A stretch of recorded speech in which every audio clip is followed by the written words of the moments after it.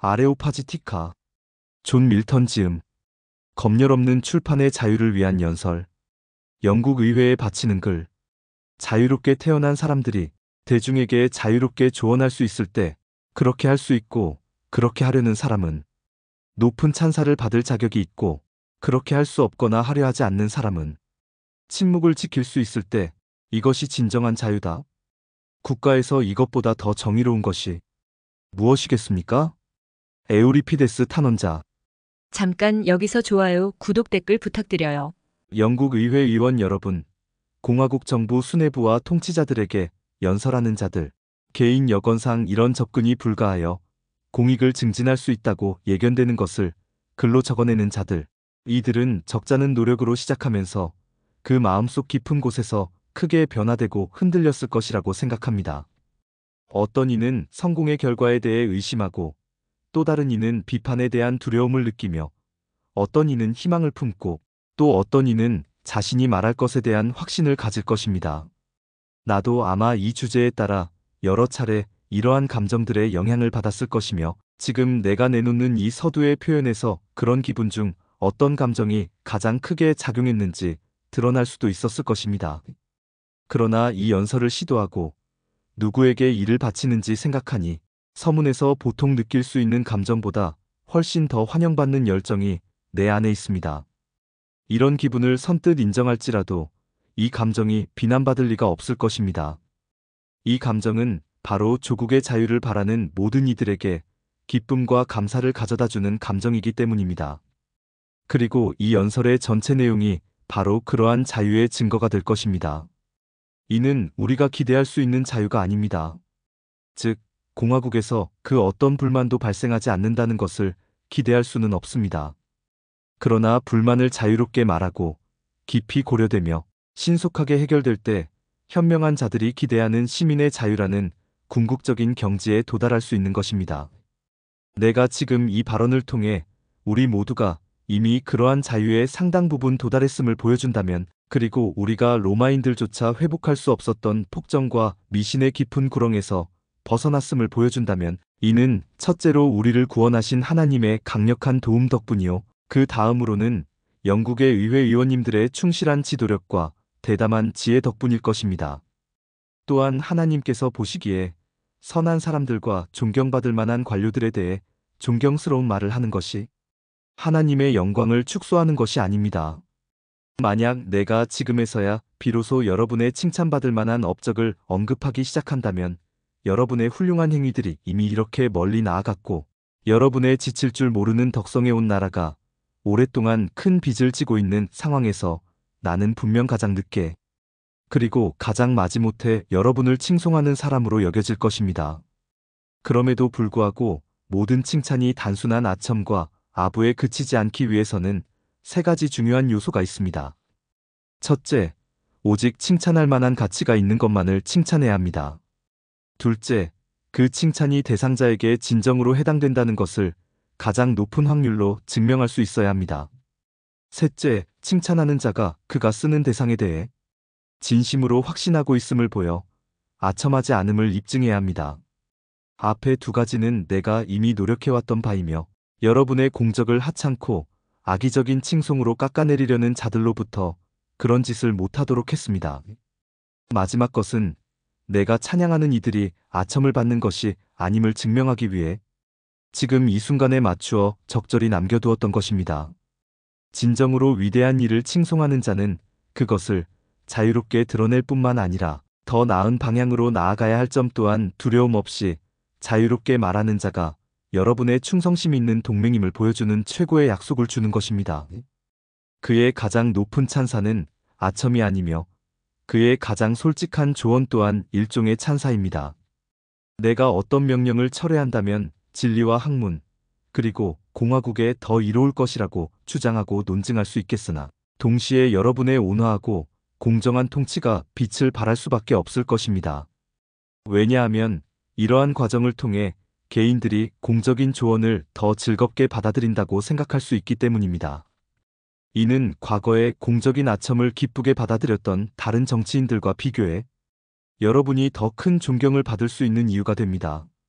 그러면 사람들은 3년마다 열리는 의회의 관대함과 최근에 권력을 남용했던 추교와 내각, 참모들의 질투심 많고 오만한 태도 사이에 얼마나 큰 차이가 있는지 알게 될 것입니다.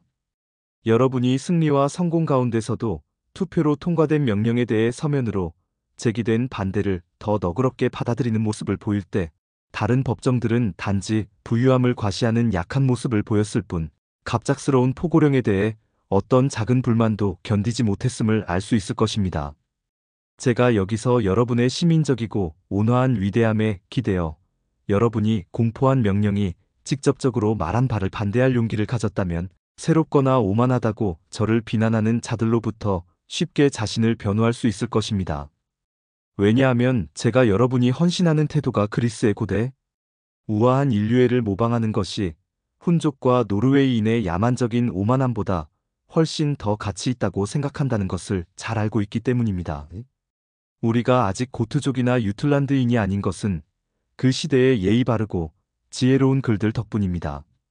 아테네 의회의 사저에서 민주주의 체제를 변경하라고 설득한 이의 이름을 말할 수 있습니다. 그 시절에는 지혜와 웅변을 연구한 사람들이 자기 나라뿐만 아니라 다른 나라에서도 공공 문제에 대해 조언할 기회가 있을 때 그들을 존경하고 기꺼이 듣는 것이 매우 영광스러운 일이었습니다. 마찬가지로 디온 프루사에우스라는 이방인과 개인 연설자가 로도스 시민들에게 이전의 칙령을 반대하라고 조언했습니다. 이와 같은 사례는 수없이 많으며 여기서 더 언급하는 것은 불필요할 것입니다.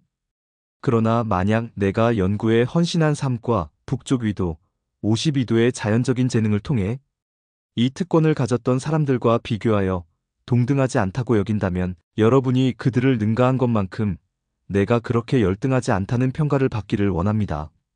그리고 여러분이 그들을 얼마나 능가하는지는 어떤 방향에서든 이성의 목소리를 듣고 그에 복종할 때 가장 분명하게 드러날 것입니다. 여러분 자신이 발의한 법령을 철회하는 데 있어서도 선대의 법령을 철회하는 것만큼 기꺼이 하실 수 있다면 말입니다. 만약 여러분이 이렇게 결심하셨다면 여러분이 그렇지 않다고 생각하는 것은 모욕일 것입니다. 여러분께 진리의 사랑과 공정한 판단을 보여줄 적절한 사례를 제시하지 않을 이유가 없습니다. 그 사례란 여러분이 인출판을 규제하기 위해 제정한 명령을 다시 판단하는 것입니다. 즉, 이제부터는 어떤 책, 팜플렛 또는 문서도 사전에 승인을 받거나 이를 위임받은 자들로부터 허가받지 않으면 출판될 수 없다는 조항입니다. 모든 사람의 저작권을 보호하고 가난한 이들을 위한 조치를 취하는 부분은 공정함으로 건드리지 않겠습니다. 다만 이를 빌미로 성실하게 일하는 정직한 사람들을 괴롭히고 박해하는 일이 없기를 바랍니다. 그러나 우리는 이 명령의 허가 조항이 주교들이 사라질 때 그들의 사순절과 결혼 관련 조항과 함께 사라졌을 것이라고 생각했던 부분을 다시 보아야 할 것입니다. 먼저 사전 검열이 여러분께서 감수하기 싫어할 사람들에 의해 만들어졌음을 드러낼 것이며 다음으로 어떤 종류의 책이든 읽을 수 있는 것에 대해 일반적으로 어떻게 생각해야 하는지를 논할 것입니다. 그리고 이 명령이 주로 억제하려 했던 중상적, 선동적, 비방적인 책들을 억제하는데 아무런 소용이 없다는 것을 말씀드릴 것입니다. 마지막으로 이 명령은 학문을 저해하고 진리의 길을 막는 1차적인 원인이 될 것이며 우리가 이미 알고 있는 능력을 무디게 할 뿐만 아니라 종교적, 시민적 지혜에서 앞으로 더 많은 발견이 이루어질 가능성을 방해하고 중단시킬 것입니다. 교회와 공화국에서 책들이 사람처럼 어떻게 행동하는지를 주의 깊게 살펴보는 것이 중요한 문제라는 것을 부인하지 않겠습니다. 그러므로 책들도 범죄자처럼 제한하고 감금하며 엄격한 처벌을 하는 것이 큰 관심사라는 사실을 믿어 의심치 않습니다. 왜냐하면 책들은 완전히 죽은 것이 아니라 그것을 저술한 사람의 혼이 가진 생명력만큼 활동적인 잠재력을 지니고 있기 때문입니다.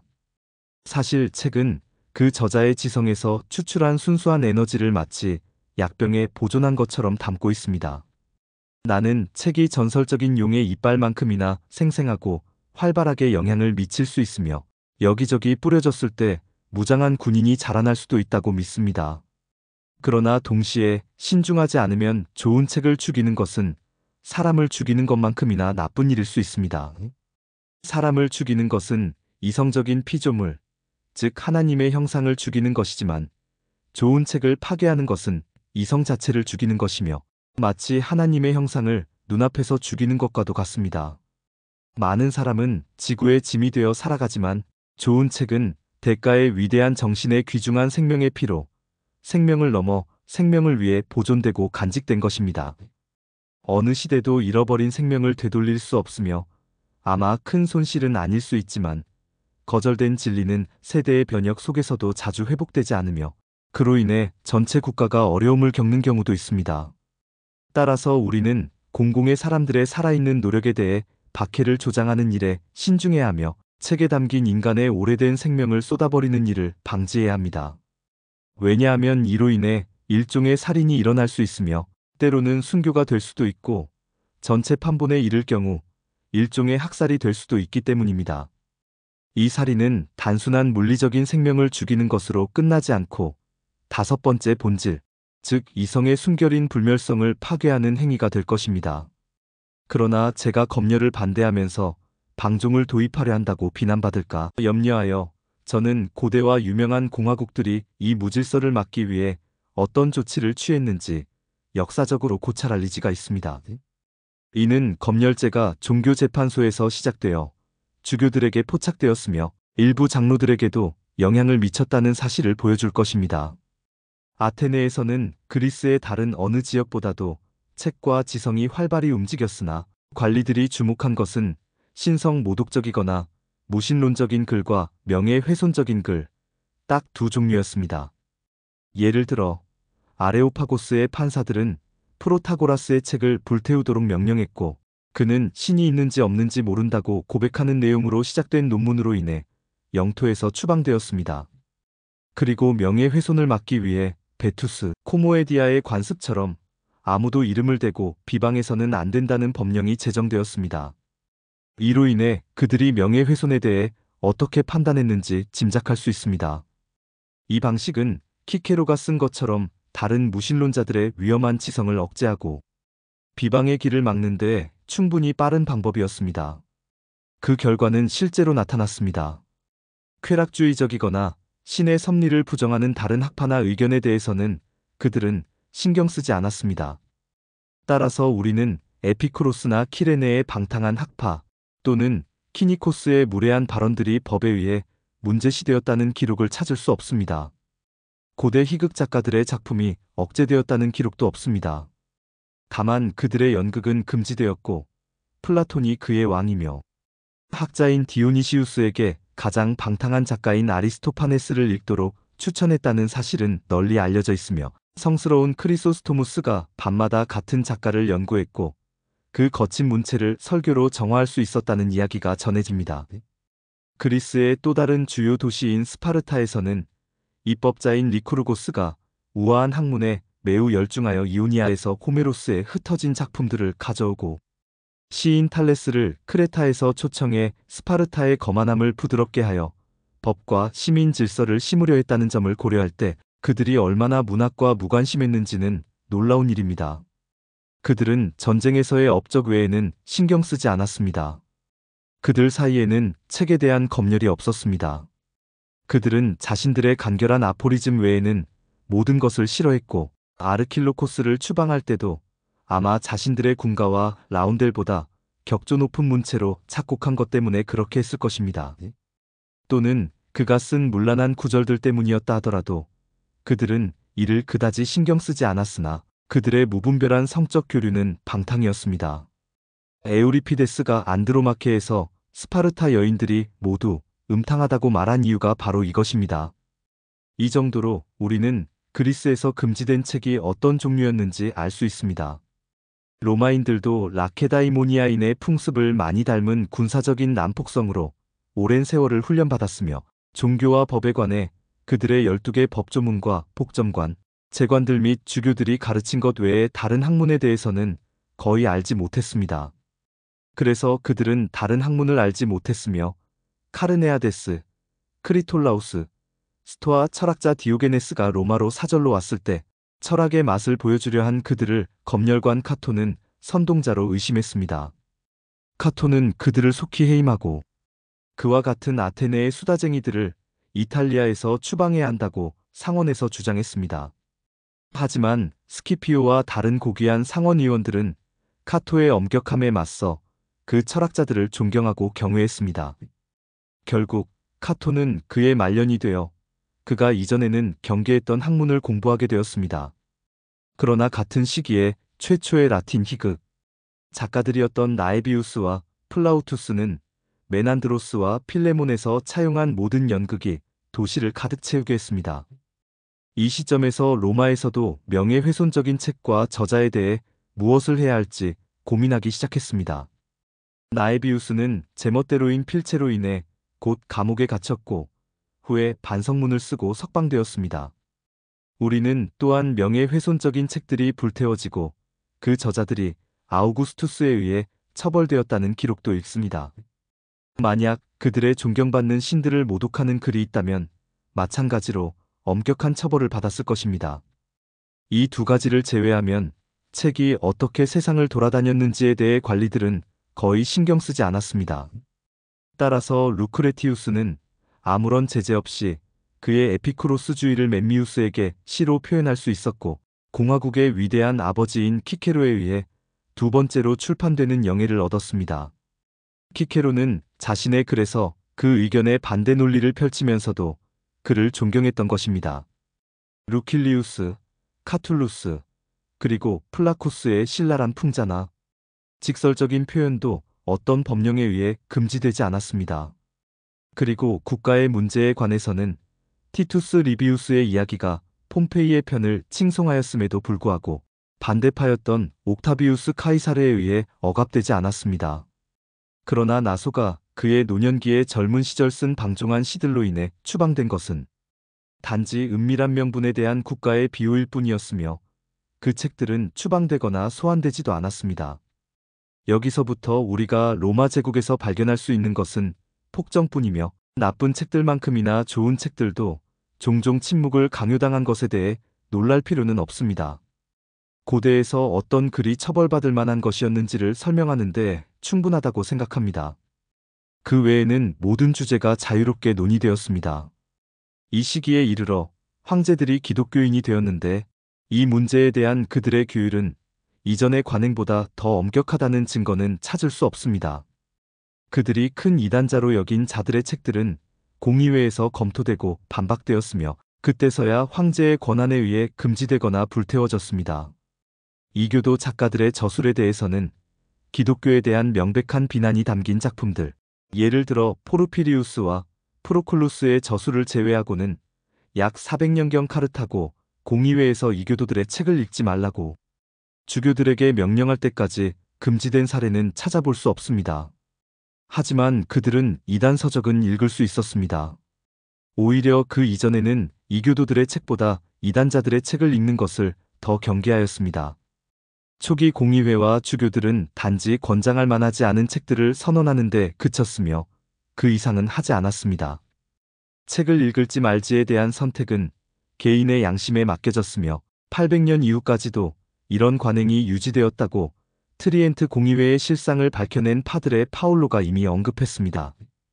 그 이후로 로마 교황들은 자신들이 원하는 정치적 권력을 손에 넣고 사람들의 판단뿐만 아니라 눈까지도 지배하기 시작했습니다.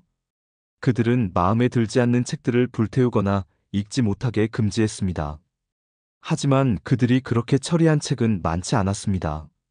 그러나 마르티노 5세는 그의 교서를 통해 처음으로 이단 서적을 금지했을 뿐만 아니라 이단 서적을 읽는 자들을 파문하기까지 했습니다. 그 무렵 위클리프와 후스가 교황청을 두렵게 만들었으며 그들이 교황청을 더욱 엄격한 금지 정책으로 몰아넣었습니다. 이후 레오 10세와 그의 후계자들은 이 정책을 따랐으며 트리엔트 공의회와 스페인 종교재판소가 함께 만들어낸 금지 목록과 검열 지침은 많은 훌륭한 저자들의 오래된 작품을 철저히 파헤쳐 묘비조차 손상되지 않은 것이 다행일 정도로 심각하게 훼손했습니다. 그들은 이단적인 문제에만 그치지 않고 그들의 입맛에 맞지 않는 모든 주제에 대해서도 금지하거나 그 작품들을 새로운 검열 목록으로 만들었습니다. 그들의 권한 남용의 절정은 모든 책, 팸플릿 또는 문서가 출판되기 전에 두세 명의 탐욕스러운 수도사들의 승인과 허가를 받아야 한다고 명령한 것이었습니다. 예를 들면 대법관 신이가 기꺼이 이 작업에서 출판을 방해할 만한 내용이 있는지 확인해 주시길 바랍니다. 빈센트 라바타, 피렌체 대리인. 나는 이 작품을 보았으며 가톨릭 신앙과 좋은 도덕에 위배되는 내용을 발견하지 못했습니다. 이를 증명하기 위해 서명합니다. 니콜로 지니, 피렌체 대법관. 앞선 검토에 따라 다반자티의 이 작업은 출판을 허가받았습니다. 빈센트 라바타, 피렌체 대리인. 7월 15일 출판 허가. 수도사 시몬 몽페이 다멜리아, 피렌체 성직자 법정 대법관. 분명 그들은 만약 지옥의 주인이 오랫동안 감옥을 탈출하지 않았다면 이 4배로 된 주문이 그를 막아낼 수 있을 것이라 착각하는 것 같습니다. 나는 그들의 다음 계획이 클라우디우스가 의도했으나 실행하지 못한 책 검열 제도를 장악하려는 것이 아닌가 염려합니다. 로마의 검열제 양식을 한 번 더 보시길 바랍니다. 출판 허가 성스러운 궁정에 존경받는 대법관에게 적합하다고 보일 경우 벨카스트로 부지사. 출판 허가 수도사 니콜로 로돌피, 성스러운 궁정 대법관. 때때로 5개의 출판 승인이 함께 등장하여 한 제목 페이지에서 서로 공손히 인사하고 예를 갖추는 모습이 보입니다. 그 사이에 저자는 자기 서문 끝에 서서 고민하고 있습니다. 그의 작품이 출판기로 갈지 아니면 스펀지로 닦여 사라질지 말이죠. 이러한 과정은 바로 그들이 교회 지도자들과 사제들을 마치 마법에 걸린 듯 매혹시킨, 그리고 우리를 이 고상한 출판 허가 제도로 모방하게 만든 예들입니다. 램버스 하우스에서 나온 하나, 세인트 폴스 서쪽에서 나온 또 다른 하나와 같이 말입니다. 이들이 라틴어로 명령을 내리려 한 건 역시 마치 학자들이 쓴 문장은 라틴어 없이는 잉크를 흘릴 수 없다는 듯이 그 고결한 출판 허가라는 개념을 라틴어가 아닌 일반 언어로는 표현할 수 없기 때문이었을 겁니다. 아니면 그들이 생각하기에 우리의 영어, 즉 자유를 위한 업적에서 언제나 유명하고 앞서 있었던 이 언어는 그들의 독재적인 가정에 맞는 서류를 작성하기에 충분히 종속적인 글자가 없었기 때문일지도 모릅니다. 이렇게 해서 여러분은 책 검열 제도의 발명가들과 그 기원을 상세하게 살펴보았습니다. 이 제도는 고대 국가나 정치체제 또는 교회에서 나온 것이 아닙니다.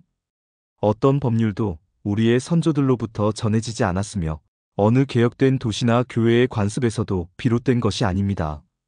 오직 가장 반기독교적인 공의회와 가장 폭압적인 종교재판소에서 기원한 것입니다. 그때까지 책들은 다른 어떤 출생물처럼 자유롭게 세상에 나왔습니다. 인간의 정신에서 태어난 창조물은 인간의 자궁에서 태어난 것처럼 억눌리지 않았습니다. 만약 그것이 괴물로 판명되었다면 그것이 불태워지거나 바다에 던져졌다는 것에 대해 이의를 제기할 사람은 없었습니다. 그러나 책이 죄 많은 영혼보다 더 나쁜 조건에 놓여 세상에 태어나기도 전에 배심원의 심판을 받아야 하며 어둠 속에서 라다만티스와 그의 동료들의 심판을 받고 나서야 비로소 빛을 향해 나아갈 수 있다는 것은 전례 없는 일이었습니다. 이러한 악덕은 종교개혁의 첫걸음에 자극받아 새로운 연옥과 지옥을 찾아냈고 그들은 우리 책들까지도 그들의 저주받은 목록에 포함하려고 했습니다. 이것이 바로 우리 주교들과 그들의 하급 성직자들이 흉내내며 채택한 희귀한 방식을 보여줍니다.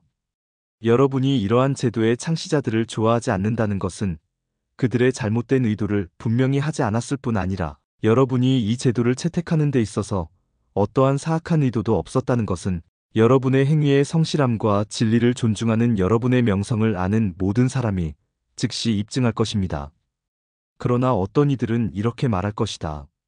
고환자들은 나쁠지라도 결국 유익이 될 수 있으면 좋은 거 아니냐고 할 수 있습니다. 그러나 그 검열법이 그렇게 깊은 발상이 아니라 누구라도 쉽게 떠올릴 수 있는 것이며 그럼에도 불구하고 가장 훌륭하고 지혜로운 공화국들이 모든 시대와 상황을 통틀어 그것을 사용하지 않았고 인간을 속이는 유혹자들과 억압하는 압제자들이 처음 채택하여 개혁의 첫걸음을 방해하고 저지하려 했다는 사실을 고려한다면 나는 그것으로부터 좋은 용도를 승화시킨 것이 룰리우스가 알았던 가장 어려운 연금술일 것이라고 믿는 사람 중 한 사람입니다. 그러나 내가 이 논리에서 얻고자 하는 것은 단지 이것뿐입니다. 그것이 분명히 그래야 할 만큼 위험하고 의심스러운 열매로 여겨질 수 있기를 바랍니다. 내가 그 속성을 하나씩 해부할 때까지는 열매를 맺은 나무는 그럴 만한 가치가 있기 때문입니다. 그러나 먼저 내가 제시한 대로 어떤 종류의 책이든 읽는 것이 일반적으로 어떠한 평가를 받아야 하며 그로부터 이득이 더 많은지 해악이 더 많은지를 논의하는 것을 마무리해야 합니다. 모세, 다니엘, 바울의 예를 고집하지 않더라도 그들이 이집트인, 갈대아인, 그리스인의 모든 학문에 능통했던 것은 아마도 그들의 다양한 책을 읽지 않고는 불가능했을 것입니다. 특히 바울은 한 명의 비극 시인을 포함해서 그리스 시인, 3명의 문장들을 성경에 삽입하는 것이 신성 모독으로 여기지 않았습니다. 이러한 문제는 초대교회 학자들 사이에서 논란이 되기도 했으나 모든 종류의 책을 읽는 것이 합당하며 유익하다는 쪽의 의견이 압도적으로 우세했습니다. 이는 율리아누스 황제가 기독교인들에게 이교도의 학문을 연구하는 것을 금지하는 칙령을 내렸을 때 명백히 드러났습니다. 율리아누스는 그들이 우리의 무기로 우리를 공격하고 우리의 예술과 학문으로 우리를 이긴다고 말하였습니다. 실제로 기독교인들은 이러한 교활한 방법 때문에 무척 공경에 처하게 되었고 완전히 무지로 빠져들 위험이 있었기 때문에 아폴리나리우스 부자는 성경에서 모든 자유학문을 만들어내어 그것을 연설문, 시, 대화문 등으로 변형하고 심지어 새로운 기독교 입문서를 만들 생각까지 할 정도였습니다. 그러나 역사가 소크라테스는 아폴리나리우스 부자의 노력보다 하나님의 섭리가 더 낫고 그러한 무식한 법과 그것을 만든 자의 생명을 함께 거두셨다고 말합니다. 그들은 헬레니즘 학문을 말살시키는 것을 큰 피해로 여기며 이를 데키우스나 디오클레티아누스의 공개적인 박해보다도 더 교묘하게 교회를 무너뜨리고 은밀히 타락시키는 박해라고 생각했습니다. 어쩌면 그것이 성서학자 성 히에로니무스가 사순절 꿈에서 키케로를 읽은 죄로 악마에게 채찍질당한 정치적 책략일지도 모릅니다. 아니면 그때 그를 사로잡은 열병에 의해 만들어진 환영일 수도 있습니다. 만약 천사가 그를 훈계해서 키케로 문체에 너무 몰두한 것에 대한 벌이 아닌 단순한 독서 자체를 꾸짖었다면 그것은 분명 편파적이었을 것입니다. 먼저 진지한 키케로 때문에 그를 꾸짖고 그가 얼마 전에 읽었다고 고백한 천박한 플라우투스에 대해서는 꾸짖지 않았기 때문입니다. 또한 그만을 꾸짖고 유사한 쾌적하고 화려한 학문을 즐긴 더 많은 고대 교부들은 그와 같은 훈계에 환영 없이 남겨둔 것도 편파적이었을 것입니다. 바실리우스는 호머가 쓴 것으로 알려진 현재는 존재하지 않는 유쾌한 시 마르기테스에서 어떻게 일부 유익한 점을 배울 수 있는지를 가르치고 있습니다. 그렇다면 이탈리아의 낭만 소설 모르간테에서도 같은 목적의 유익을 얻을 수 있을 것입니다. 하지만 만약 우리가 환상에 의해 시험당할 것을 동의한다면 에우세비우스 가수녀 에우스토키움에게 들려준 히에로니무스 이야기보다 훨씬 오래된 환상이 있습니다. 게다가 그 환상에는 열병에 대한 얘기가 전혀 없습니다. 디오니시우스 알렉산드리누스는 240년경 교회에서 경건함과 학식으로 명성이 자자한 인물로 이단자들과 대항하기 위해 그들의 책을 자주 읽었습니다. 그러나 어떤 장로가 그에게 어떻게 감히 그렇게 더럽혀진 책을 읽을 수 있느냐며 양심에 대해 이의를 제기했습니다. 그 훌륭한 인물은 남에게 불쾌감을 주지 않으려고 자신이 어떻게 생각해야 할지 고민에 빠졌습니다. 그가 편지에서 주장하는 바에 따르면 그때 갑자기 하나님으로부터 환상이 나타났으며 그에게 다음과 같은 말로 확신을 주었다고 합니다. 너의 수중에 들어오는 어떤 책이든 읽어라. 너는 그것을 올바르게 판단하고 문제를 검토할 충분한 능력을 가지고 있다. 그는 이 계시를 곧바로 받아들였는데 이는 데살로니가인들에게 보낸 사도의 말씀과 일치했기 때문이었습니다. 모든 것을 시험하고 좋은 것을 붙들라. 그리고 그는 같은 저자의 또 다른 주목할 만한 말을 덧붙였을 수도 있었을 것입니다. 순수한 사람에게는 모든 것이 순수하다. 음식과 음료뿐만 아니라 선악을 막론한 모든 종류의 지식까지도 말입니다. 지식 자체는 결코 더럽힐 수 없으며 따라서 책도 더럽힐 수 없습니다. 오직 의지와 양심이 더럽지 않다면 말입니다. 책은 음식과 같아서 어떤 것은 좋은 재료로, 어떤 것은 나쁜 재료로 만들어졌습니다. 그러나 하나님은 성경에 나오는 그 환상에서 예외 없이 말씀하셨습니다. 일어나라, 베드로여, 잡아먹으라. 그리고 각 사람의 분별에 따라 선택하도록 남겨두셨습니다. 건강한 음식을 먹더라도 잘못된 위장에서는 나쁜 음식과 거의 차이가 없으며 최고의 책도 사악한 마음으로 악한 목적으로 사용될 수 있습니다. 나쁜 음식은 건강한 소화에서도 좋은 영양분을 거의 만들지 못하지만 나쁜 책은 분별력 있고 지혜로운 독자에게 여러 면에서 유용할 수 있습니다. 나쁜 책은 진실을 발견하고 반박하고 경고하며 설명하는 데 도움이 될 수 있습니다. 이에 대한 가장 좋은 증거는 여러분 중에서도 의회에 앉아있는 학자 중 가장 유명한 인물인 셀던 선생일 것입니다. 그의 자연법과 국가법에 관한 책은 방대한 권위 있는 자료를 바탕으로 거의 수학적으로 증명된 논리와 정리들을 통해 모든 의견, 나아가 오류까지도 알고, 읽고, 비교하는 것이 진리의 빠른 도달을 위한 중요한 도움이 된다는 것을 증명하고 있습니다. 따라서 나는 하나님께서 인간의 신체에 대한 보편적인 식단을 넓히셨을 때 절제의 규칙을 항상 지키면서 우리의 정신에 대한 식단과 양식에 대해서도 마찬가지로 자율성을 허락하셨다고 생각합니다. 성숙한 사람은 자신의 주도적인 능력을 발휘할 수 있어야 한다는 점에서 말입니다. 절제가 얼마나 큰 미덕이며 인간의 삶 전체에 얼마나 중요한지요.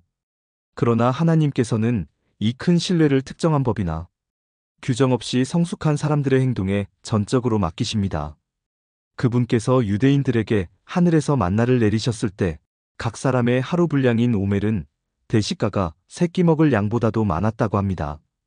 사람에게서 나오는 것이 아니라 사람에게 들어가서 더럽히지 않는 행동에 대해서 하나님께서는 영원히 어린아이 같은 규정으로 그를 속박하지 않으시고 그에게 이성을 주셔서 스스로 선택하게 하십니다. 만약 이제까지 권고로만 다스리던 것들에 대해 법과 강제가 늘어난다면 설교할 일이 거의 남지 않을 것입니다. 솔로몬은 많은 독서가 눈을 피곤하게 한다고 가르치지만 그나 다른 영감받은 저자들 누구도 특정한 독서가 불법이라고 말하지는 않습니다. 만약 하나님께서 우리에게 제한을 두셨다면 무엇이 불법인지 말씀해 주시는 것이 피곤함을 말해주는 것보다 훨씬 더 유익했을 것입니다. 사도 바울의 개종자들이 에베소의 책들을 불태운 일에 대해 말하자면 시리아판이 표현하듯이 그 책들이 마법서였다고 전해집니다. 그런 소각행위는 사적이고 자의적인 행위였으며 우리도 자의적으로 모방하게 하게 하는 것입니다. 양심의 가책을 느낀 사람들이 자신들의 책을 불태웠으나 이 예를 통해 국가의 관리들이 그렇게 하도록 지시받은 것은 아니었습니다. 그들은 그 책들을 실천에 옮겼으나 또 다른 사람은 그 책을 유익하게 읽었을지도 모릅니다. 선과 악은 이 세상에서 거의 분리되지 않은 채 함께 자라나는 것을 우리는 알고 있습니다. 선에 대한 지식은 악에 대한 지식과 너무나 얽히고 설켜 교묘하게 뒤섞여 있어서 쉽게 구별할 수 없는 경우가 많습니다. 마치 푸시케에게 끝없는 노동으로 부여된 혼란스러운 씨앗들을 골라내고 분류하는 것보다 더 뒤섞여 있을 정도입니다. 사과 한 개의 껍질을 맛본 것으로부터 선과 악에 대한 지식이 쌍둥이처럼 세상에 뛰쳐나왔습니다. 아마도 이것이 아담이 빠져든 선과 악에 대한 운명일 것입니다. 즉, 악을 통해 선을 아는 것입니다. 따라서 인간의 현재 상태에서 악을 알지 않고서는 어떻게 지혜롭게 선택하고 절제할 수 있겠습니까? 악의 온갖 유혹과 쾌락을 이해하고도 절제하고 구별하고 진정으로 더 나은 것을 선택할 수 있는 사람만이 진정한 싸움을 하는 그리스도인입니다. 나는 도망치는 듯한 폐쇄된 공간에서 단련되지 않고 시험받지 않은 미덕을 찬양할 수 없습니다. 그런 미덕은 결코 밖으로 나가 적을 마주하지 않고 먼지와 더위가 없는 곳에서 불멸의 화관을 얻으려는 미덕입니다. 분명히 우리는 이 세상의 순수함을 가지고 태어나지 않으며 오히려 불순함을 가지고 태어났습니다. 우리를 정화하는 것은 시험이며 시험은 대립되는 것을 통해 이루어진다. 따라서 악을 직면한 경험이 거의 없는 미숙한 미덕은 악이 따르는 자들에게 약속하는 온갖 것들을 알지 못하고 그것을 거부하지도 않는다면 그 미덕은 단지 공허할 뿐 순수한 것이 아닙니다. 그 미덕의 흰빛은 단지 배설물 같은 흰색일 뿐입니다. 이것이 바로 우리의 현명하고 진지한 시인 스펜서, 내가 감히 스코투스나 아퀴나스보다 더 나은 스승이라고 생각하는 스펜서가 진정한 절제를 묘사할 때 귀온이라는 인물을 통해 그가 마몬의 동굴과 세속적 쾌락의 정원을 통과하며 악을 보고 알지만 절제하는 모습을 보여주었습니다. 그러므로 악을 알지 못하면 인간의 미덕을 구성할 수 없고 오류를 분석하지 않으면 진리를 확립할 수 없는 이 세상에서 모든 종류의 책자들을 읽고 모든 종류의 이론을 듣는 것보다 더 안전하고 덜 위험하게 죄와 거짓의 영역을 탐색할 방법이 있을까요? 이것이 다양하게 읽은 책들이 줄 수 있는 혜택입니다. 그러나 이러한 다양한 독서에서 발생할 수 있는 해악에 대해 보통 세 가지가 언급됩니다. 첫째는 감염의 확산이 두려운 것입니다. 그러나 감염이 두렵다면 모든 종교적 쟁점의 인간 학문과 논쟁은 세상에서 사라져야 합니다. 성경조차도 마찬가지입니다. 성경은 때때로 신성을 모독하는 내용을 세심하게 다루지 않고 악인들의 육체적 감각을 우아하게 묘사하며 성스러운 사람들이 에피쿠로스의 온갖 논쟁을 통해 섭리에 대해 불평하는 장면을 등장시킵니다. 또 다른 중요한 논쟁들에서는 일반 독자가 이해하기 어려울 정도로 애매하고 어두운 답을 내놓습니다. 탈무드를 연구하는 사람에게 물어보십시오. 왜 그의 여백의 캐리를 조심스럽게 다루는지, 왜 모세와 모든 선지자가 그를 설득하지 못해 본문이 케티브를 발음하지 못하는지 말입니다. 이러한 이유로 우리 모두는 성경 자체가 가톨릭교도에 의해 금서 목록의 첫 번째로 자리 잡은 것을 알고 있습니다. 가장 오래된 교부들, 예를 들어 알렉산드리아의 클레멘트와 이교적인 불경한 사례를 우리에게 들려주는 유세비우스의 복음의 비서는 다음으로 제거되어야 할 것입니다. 이레나에우스, 에피파니우스, 히에로니무스 등과 같은 인물들이 이단을 발견하는 데는 탁월하지만 그 이단을 충분히 반박하지 못하며 종종 더 진리에 가까운 의견을 이단으로 반박할 수 없음을 모르는 사람은 없습니다. 이러한 이유와 더불어 인문학의 생명과 결부되어 있는 이교도 작가들의 저작물, 만약 그것들이 큰 감염을 일으킬 수 있다고 생각해야 한다면 그것들이 알 수 없는 언어로 쓰였다고 말하는 것은 아무 소용이 없습니다. 왜냐하면 우리는 그 언어들이 최악의 인간들에게도 잘 알려져 있으며 그들이 가장 능숙하고 열심히 죄악의 독을 흡수하여 먼저 왕실에 그것을 주입하고 죄악의 최고의 쾌락과 비평을 알리는데 몰두하고 있다는 것을 알고 있기 때문입니다. 네로가 자신의 심판자이자 향락의 스승으로 불렀던 페트로니우스가 아마 그러했고 이탈리아 궁정에서 두려움과 동시에 사랑을 받았던 악명 높은 아레초의 상스러움도 그러했습니다.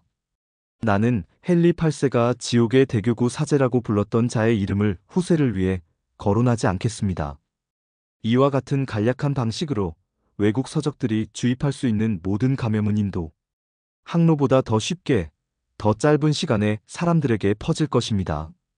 그 항로가 북쪽으로 카타이오를 지나 동쪽으로 가든 캐나다를 지나 서쪽으로 가든 상관없이 말입니다. 우리의 스페인 출판물 검열이 영국 출판을 가혹하게 억압하지 않더라도 말입니다. 그리고 종교적 논쟁의 책들에서 오는 감염은 무지한 자들에게 보다 학식 있는 사람들에게 가장 빠르게 전해지고 위험합니다. 그렇지만 그런 책들은 검열관이 손대지 말고 허용해야 합니다. 어떤 무지한 사람이 영어로 쓰인 어떤 카톨릭 서적에 유혹된 적이 있었는지 성직자 누군가가 그에게 추천하고 설명하지 않았다면 그런 예를 들기는 어려울 것입니다. 그리고 모든 소책자는 거짓이든 진실이든 이사야 예언이 내시에게 그러했듯이 누가 지도하지 않으면 깨달을 수 없었을 것입니다. 우리의 사제와 학자 가운데 얼마나 많은 자가 예수의 수사나 소르본 신학자의 글을 읽고 타락했는지, 얼마나 빠르게 그들이 그런 타락을 사람들에게 감염시킬 수 있었는지, 이에 대한 우리의 경험은 늦고 슬픈 것입니다. 명민하고 탁월한 아르미니우스도 델프에서 쓰인 익명의 논문을 처음에는 논박하려고 손에 넣었으나 단지 탐독만 하다가 변절한 것을 잊을 수가 없습니다. 그러므로 모든 삶과 교리를 타락시킬 가능성이 있는 책들, 그리고 그러한 책들이 풍부하게 존재하며 학문의 몰락과 논쟁 능력의 몰락 없이는 억압될 수 없다는 점, 이로부터 일반 대중에게 이단적이거나 부도덕한 내용이 빠르게 전달될 수 있다는 점을 감안할 때 악한 행실은 책 없이도 수천 가지 다른 방법으로 완벽히 배울 수 있으며 책으로 악한 교리도 교사 없이도 전파될 수 있고 그런 안내는 쓰지 않아도 가능한 것이고 금지할 수 없다는 것입니다. 이런 점들을 고려할 때 나는 이 기만적인 출판물 검열 계획을 불가능한 시도의 목록에서 제거할 수 있을지 모르겠습니다. 여유롭게 생각하는 사람이라면 이 시도를 공원문을 닫아 까마귀를 가두려는 용감한 사람의 행동에 비유하지 않을 수 없을 것입니다. 또 다른 문제는 학자들이 책에서 가장 먼저 부도덕과 오류를 받아들이고 퍼뜨린다면 검열관들 자신은 어떻게 신뢰할 수 있을 것인가요? 그들이 나라의 모든 사람 위에 서서 오류 없는 순수한 지혜를 부여받거나 스스로에게 그러한 권한을 부여하지 않는 이상 말입니다. 또한 현명한 사람은 좋지 않은 책에서도 금을 추출할 수 있고 어리석은 사람은 가장 좋은 책을 보아도 또는 아예 책을 보지 않아도 여전히 어리석을 것이라면 어찌하여 현명한 사람에게 지혜를 얻을 기회를 박탈해야 하는가요? 반면 어리석은 사람에게는 그의 어리석음을 막을 수 없는 것을 제한하려고 노력하는 것은 아무런 의미가 없습니다. 만약 항상 어리석은 사람이 읽기에 부적합한 것을 막으려 한다면 우리는 아리스토텔레스뿐만 아니라 솔로몬과 예수님의 판단에 따라 그에게 좋은 교훈을 주지도 않을 것이고 결국 좋은 책도 허락하지 않을 것입니다. 왜냐하면 확실히 현명한 사람은 보잘것없는 소책자를 더 잘 활용할 것이고 어리석은 사람은 신성한 성경을 보아도 제대로 활용하지 못할 것이기 때문입니다. 다음으로 제기된 주장은 우리가 불필요하게 유혹에 노출되면 안 된다는 것과 그 다음으로는 헛된 일에 시간을 낭비하면 안 된다는 것입니다. 이 두 가지 반대에 대해 이미 제시한 근거로 하나의 답변이 가능합니다. 모든 사람에게 그러한 책들이 유혹이나 헛된 것이 아니라 유용한 약재와 재료가 되어 효과적이고 강력한 약을 제조하는 데 필요하다는 것입니다. 인간의 삶에 이런 약들이 필요하지 않을 수 없습니다. 나머지, 즉 필요 광물들을 재련하고 준비할 기술이 없는 어린이들과 유치한 사람들에게는 삼가도록 권장할 수 있겠으나 성스러운 종교재판소가 고안한 모든 검열을 통해서도 강제로 막을 수는 없습니다. 이는 내가 다음에 설명하기로 약속한 바와 같습니다. 즉, 이러한 검열 제도가 그 목적에 전혀 기여하지 않으며 지금까지 설명한 내용에서 이미 분명해졌듯이 내가 설명하기도 전에 그 스스로가 명확하게 드러납니다. 진리의 기발함을 보십시오. 자유롭고 자발적인 손을 얻으면 진리는 방법과 논리가 앞지를 수 없도록 자신을 빠르게 드러냅니다. 내가 처음 시작한 과제는 책을 중요하게 여기는 어떤 국가나 잘 정비된 국가도 이 검열 방식을 사용한 적이 없다는 것을 보여주는 것이었습니다. 이 검열이 최근에 발견된 신중함의 일환이라는 대답이 나올 수 있겠지만 이에 대한 나의 반론은 이것이 고안해내기 쉬운 생각이었고 어렵게 찾아낸 것이었다면 오래전에 그러한 방법을 제안한 사람들이 없지 않았다는 것입니다. 그들이 그 방법을 따르지 않았다는 것은 그들이 그것을 알지 못해서가 아니라 승인하지 않았기 때문이라는 판단의 모범을 남긴 것입니다. 플라톤은 높은 권위 있는 인물이었으나 그의 법률이라는 책에 나오는 공화국 때문에 가장 덜 평가받는 사람 중 하나였습니다. 어떤 도시도 그의 공화국을 채택한 적 없습니다. 그가 그를 따르는 허황된 시장들에게 많은 법률을 만들어주며 자신의 환상을 만족시켰습니다. 그의 다른 면에서 그를 존경했던 찬미자들은 차라리 그의 환상이 야간 학술회에서 술잔 속에 묻혔으면 좋았을 것이라고 생각할 정도입니다. 이 법률에서 그는 대부분 실용적인 전통으로 이루어진 변하지 않는 법령에 따라 어떤 학문도 허용하지 않으려 했으며 그 결과 그의 대화록보다 작은 서재만으로도 충분했을 것입니다. 그는 또한 시인은 그가 쓴 것을 판사와 입법자들이 읽고 허가하기 전까지는 개인에게조차 읽어줄 수 없다는 법을 제정했습니다. 그러나 이 법이 플라톤이 상상한 그 특정한 공화국에만 적용된다는 것은 분명합니다. 그렇지 않았다면 왜 그는 스스에게 입법자가 되지 않고 법법자가 되어 그 자신의 관료들에 의해 추방되어야 했을까요?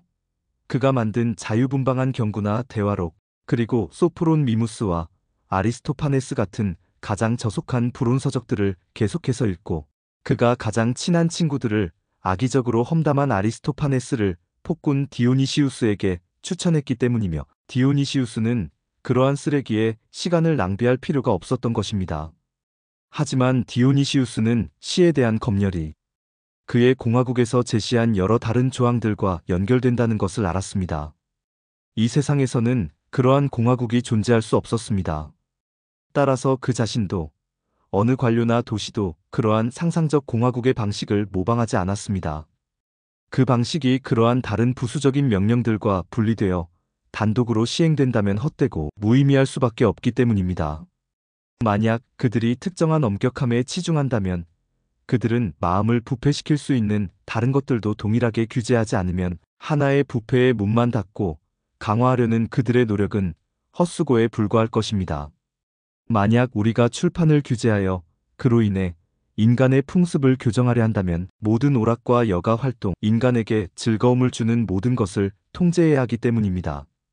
음악은 심엄숙한 도리아식 음악 외에는 들을 수 없으며 모든 노래는 준비하거나 불러서는 안 됩니다.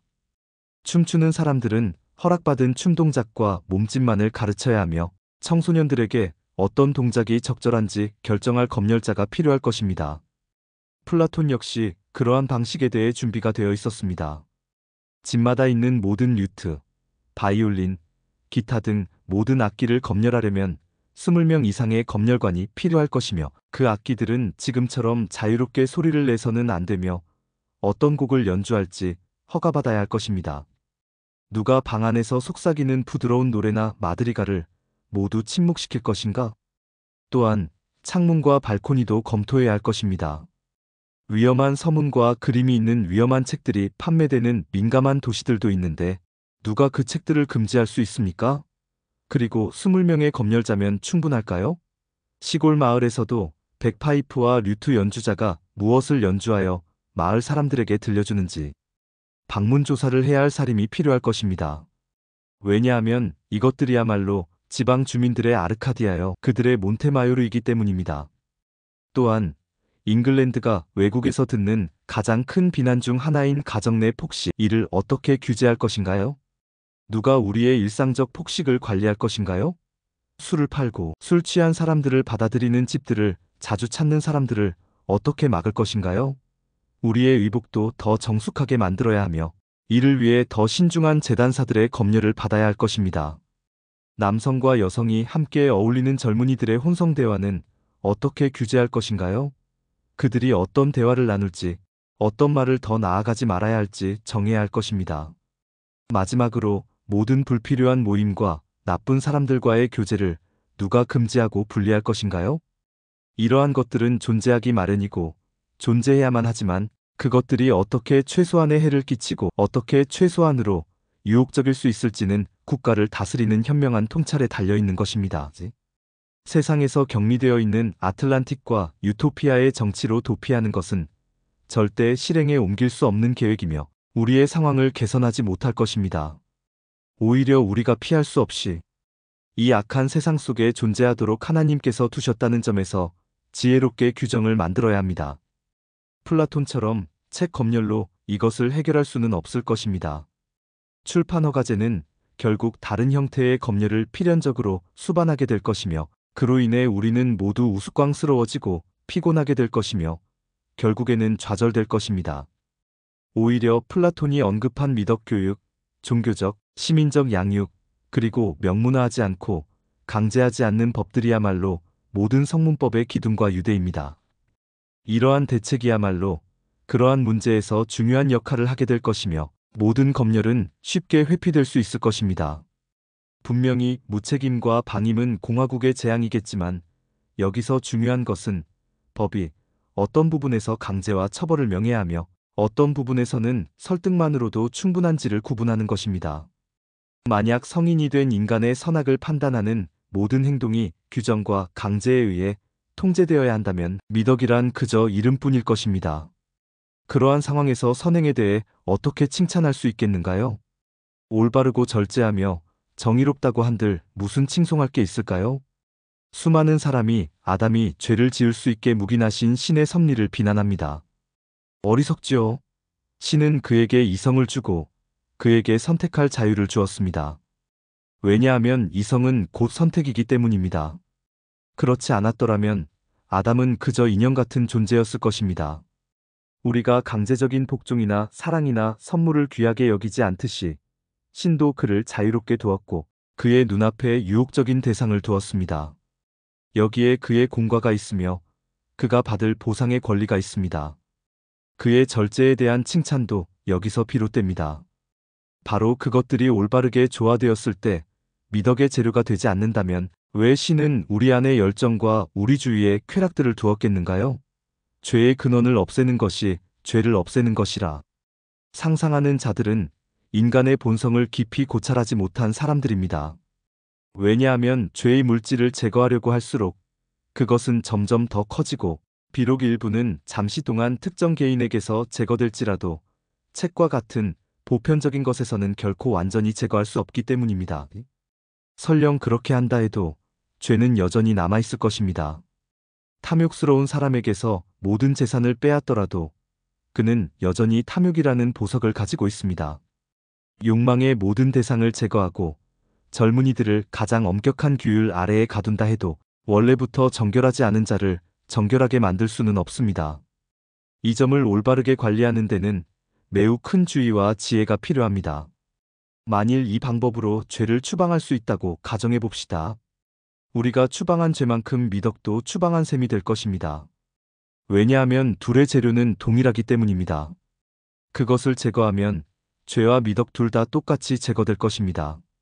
이러한 사실은 비록 하나님이 우리에게 절제, 정애, 자제를 명령하지만 우리에게 끝없이 탐나는 모든 것들을 쏟아부어주고 우리에게 모든 한계와 충만을 넘어 끝없는 욕망으로 방황할 수 있는 마음을 주신 하나님의 고차원적인 섭리를 정당화합니다. 그렇다면 왜 우리는 하나님의 방식과 자연의 이치를 거슬러 책들이 미덕을 시험하고 진리를 실천할 수 있는 수단임에도 불구하고 그 수단을 줄이거나 제한함으로써 엄격한 척한단 말입니까? 그보다는 사물을 불확실하게 제한하면서도 선과 악을 동시에 동일하게 착용하는 법은 가벼울 필요가 있다고 배우는 것이 더 나을 것입니다. 그리고 내가 선택할 수 있다면 조그만 좋은 일을 하는 것이 악행을 강제로 막는 것보다 100배 더 가치 있다고 말할 것입니다. 하나님은 분명히 10명의 악한 사람을 막는 것보다 한 명의 미덕 있는 사람의 성장을 더 소중히 여기실 것입니다. 우리가 듣고 보는 모든 것은 앉아있든 걷고 있든 여행하든 대화하든 우리에게 책과 같은 영향을 주는 것입니다. 설령 금지된 것이 책뿐이라고 해도 이 규제는 그 목적을 달성하기에는 턱없이 부족해 보입니다. 의회와 도시를 향한 지속적인 왕실 비방이 주간마다 출판되어 배포되는 것을 모든 검열이 이루어졌음에도 우리는 보고 있습니다. 이것을 막는 것이야말로 이 규제가 자신을 증명해야 할 주요 역할일 것입니다. 그러나 만약 실행이 지금처럼 느슨하고 맹목적이라면 앞으로는 어떨 것이며 다른 책들에서는 어떻게 될 것인가요? 따라서 만일 이 규제가 헛되고 좌절되지 않으려면 상하원 의회 여러분, 모든 허가받지 않은 수치스러운 책들을 이미 출판된 것부터 금지하고 목록을 작성하여 사람들이 어떤 책이 비난받고 어떤 책이 아닌지 알 수 있도록 해야 합니다. 이 규제가 달성하고자 하는 목적을 놓치게 될 것이라는 또 다른 이유는 각 검열관에게 요구되는 자질 때문입니다. 책의 탄생이나 소멸에 대해 판단하는 자는 이 세상에 배포될 수 있는지 여부를 결정하는 자는 반드시 보통 사람 이상의 가치 있는 자여야 하며 공부에 열중하고 학식이 풍부하며 판단력이 있어야 합니다. 그렇지 않으면 통과될 수 있는 것과 그렇지 않은 것에 대한 판단에서 심각한 실수를 할 수 있으며 이는 또 다른 큰 피해를 초래할 것입니다. 만약 그가 마땅히 갖추어야 할 가치 있는 인물이라면 그에게 가장 고통스럽고 불쾌한 작업, 즉 선택되지 않은 책과 팜플렛을 끊임없이 읽어야 하는 일은 그에게 더 큰 시간의 낭비가 될 것입니다. 특정한 시기가 아니면 받아들일 수 없는 어떤 책이든 항상 읽도록 강요받고 가독성이 거의 없는 글씨로 되어 있는 것을 읽어야 하는 것은 시간을 소중히 여기고 자신의 연구를 중시하는 사람이 어떻게 참을 수 있을까 싶습니다. 이 점에서 현재의 검열관들에게 이런 생각을 갖고 있는 것에 대해 용서를 구하고자 합니다. 그들은 의회의 명령에 따라 이 직책을 맡게 되었으리라 생각하며 아마도 모든 것이 쉽게 해결될 것처럼 보였을 것입니다. 하지만 이 짧은 경험은 이미 그들을 지치게 하였고 이들의 말과 변명은 면허를 받기 위해 여러 번 왕래하는 사람들에게 충분히 증명됩니다. 그러므로 현재 이 직업을 가진 사람들은 모든 뚜렷한 신호를 통해 이 일에서 벗어나기를 바라며 가치 있는 사람은커녕 자신의 시간을 낭비하는 단순한 낭비자가 아닌 사람은 이 자리를 이어받을 가능성이 없습니다. 그러므로 앞으로 어떤 검열관을 기대할 수 있을지 쉽게 예측할 수 있습니다. 무지하고 오만하며 태만한 혹은 비열한 경제적 동기를 가진 사람들이 될 것입니다. 이로 인해 이 규제가 본래의 의도한 목적에 부합할 수 없음을 보여주고자 합니다. 마지막으로 이 규제 법령이 가져올 무익함에 대해 이야기하고자 합니다. 이는 학문과 학자들에게 가장 큰 좌절과 모욕을 주는 것입니다. 주교들이 여러 번 겸직을 없애고 교회 재정을 더 공평하게 배분하자는 제안이 있을 때마다 불평과 탄식을 해왔던 것처럼 그들은 학문이 영원히 파괴되고 좌절될 것이라고 주장했습니다. 하지만 나는 그러한 의견이 학문이 10분의 1이라도 성직자와 관련되어 일어나고 무너진다고 생각해 본 적이 없습니다. 나 또한 적절한 자격을 갖춘 성직자라면 이런 발언이 비열하고 부당하다고 보았습니다. 그러므로 만약 여러분이 위선적인 학문 추구자가 아니라 진정으로 공부하기 위해 태어난 자유롭고 진실한 사람들을 소중히 여기고 그들이 돈이나 다른 어떤 목적이 아니라 하나님과 진리를 위해 학문을 사랑하기를 원한다면 그리고 아마도 하나님과 선한 사람들이 동의한 대로 인간의 선을 증진하는 공적 노력의 대가로서 영원한 명성과 칭찬을 받을 것이라면 한 사람의 보통 지식이 있는 사람의 판단과 정직함을 의심하고 그가 강사나 검토자 없이 자신의 의견을 출판할 수 없게 만드는 것은 진정한 지식과 자유로운 정신에게 주어지는 가장 큰 불만과 모욕입니다. 만일 우리가 단지 교편의 훈육을 피하고도 출판 허가라는 새로운 교편 아래 놓이게 된다면 어른이 무슨 유익이 있으며 학교에 다니는 소년과 그보다 더 낫지 않을까요? 진지하고 정교한 저작물이 마치 문법을 배우는 소년이 다룰 주제밖에 되지 못하는 것처럼 검열관이 세태에 따라 임시변통으로 처리하는 엉성한 눈치를 보지 않고서는 발표할 수 없다면 말입니다. 자신의 행동을 신뢰받지 못하는 사람이 악의의 위험이 없음에도 법과 처벌의 위험에 놓이게 된다면 자신이 태어난 공동체에서 바보나 외국인으로 취급받는 것과 다를 바 없습니다. 그는 반박할 아무런 중대한 논거가 없게 됩니다. 세상을 향해 글을 쓸 때 사람은 모든 이성적 사고와 깊은 사색을 동원하여 도움을 받으려 합니다. 그는 탐구하고 사유하며 노력하며 아마도 신뢰할 수 있는 친구와 상담하고 토의합니다. 이러한 모든 과정을 거친 후 그는 자신이 쓴 내용에 대해 이전의 어떤 저자보다도 잘 알고 있다고 생각합니다. 그러나 만약 그가 자신의 믿음직한 결정과 성숙의 가장 중요한 행위에서 그 누구도 그가 불신과 의심을 받지 않도록 성숙한 상태에 이르게 할 수 없다면 그가 모든 주의와 밤샘을 통해 정성껏 준비한 작업을 허투루 보지 않기 위해 보호자를 대동한 어린이처럼 출판물과 함께 나타나야 한다면 검열관의 서명이 그의 책 표지 뒷면에 보증인처럼 붙어 있어 저자가 바보나 유혹자가 아니라는 것을 보장해야 하는데 그 역시 분명 저자와 책과 학문의 특권과 존엄성에 대한 모욕이며 경시일 수밖에 없습니다. 만약 저자가 생각나는 좋은 내용들을 추가하고 싶어도 허가를 받은 후 출판 중에 있는 경우에는 어떻게 해야 할까요?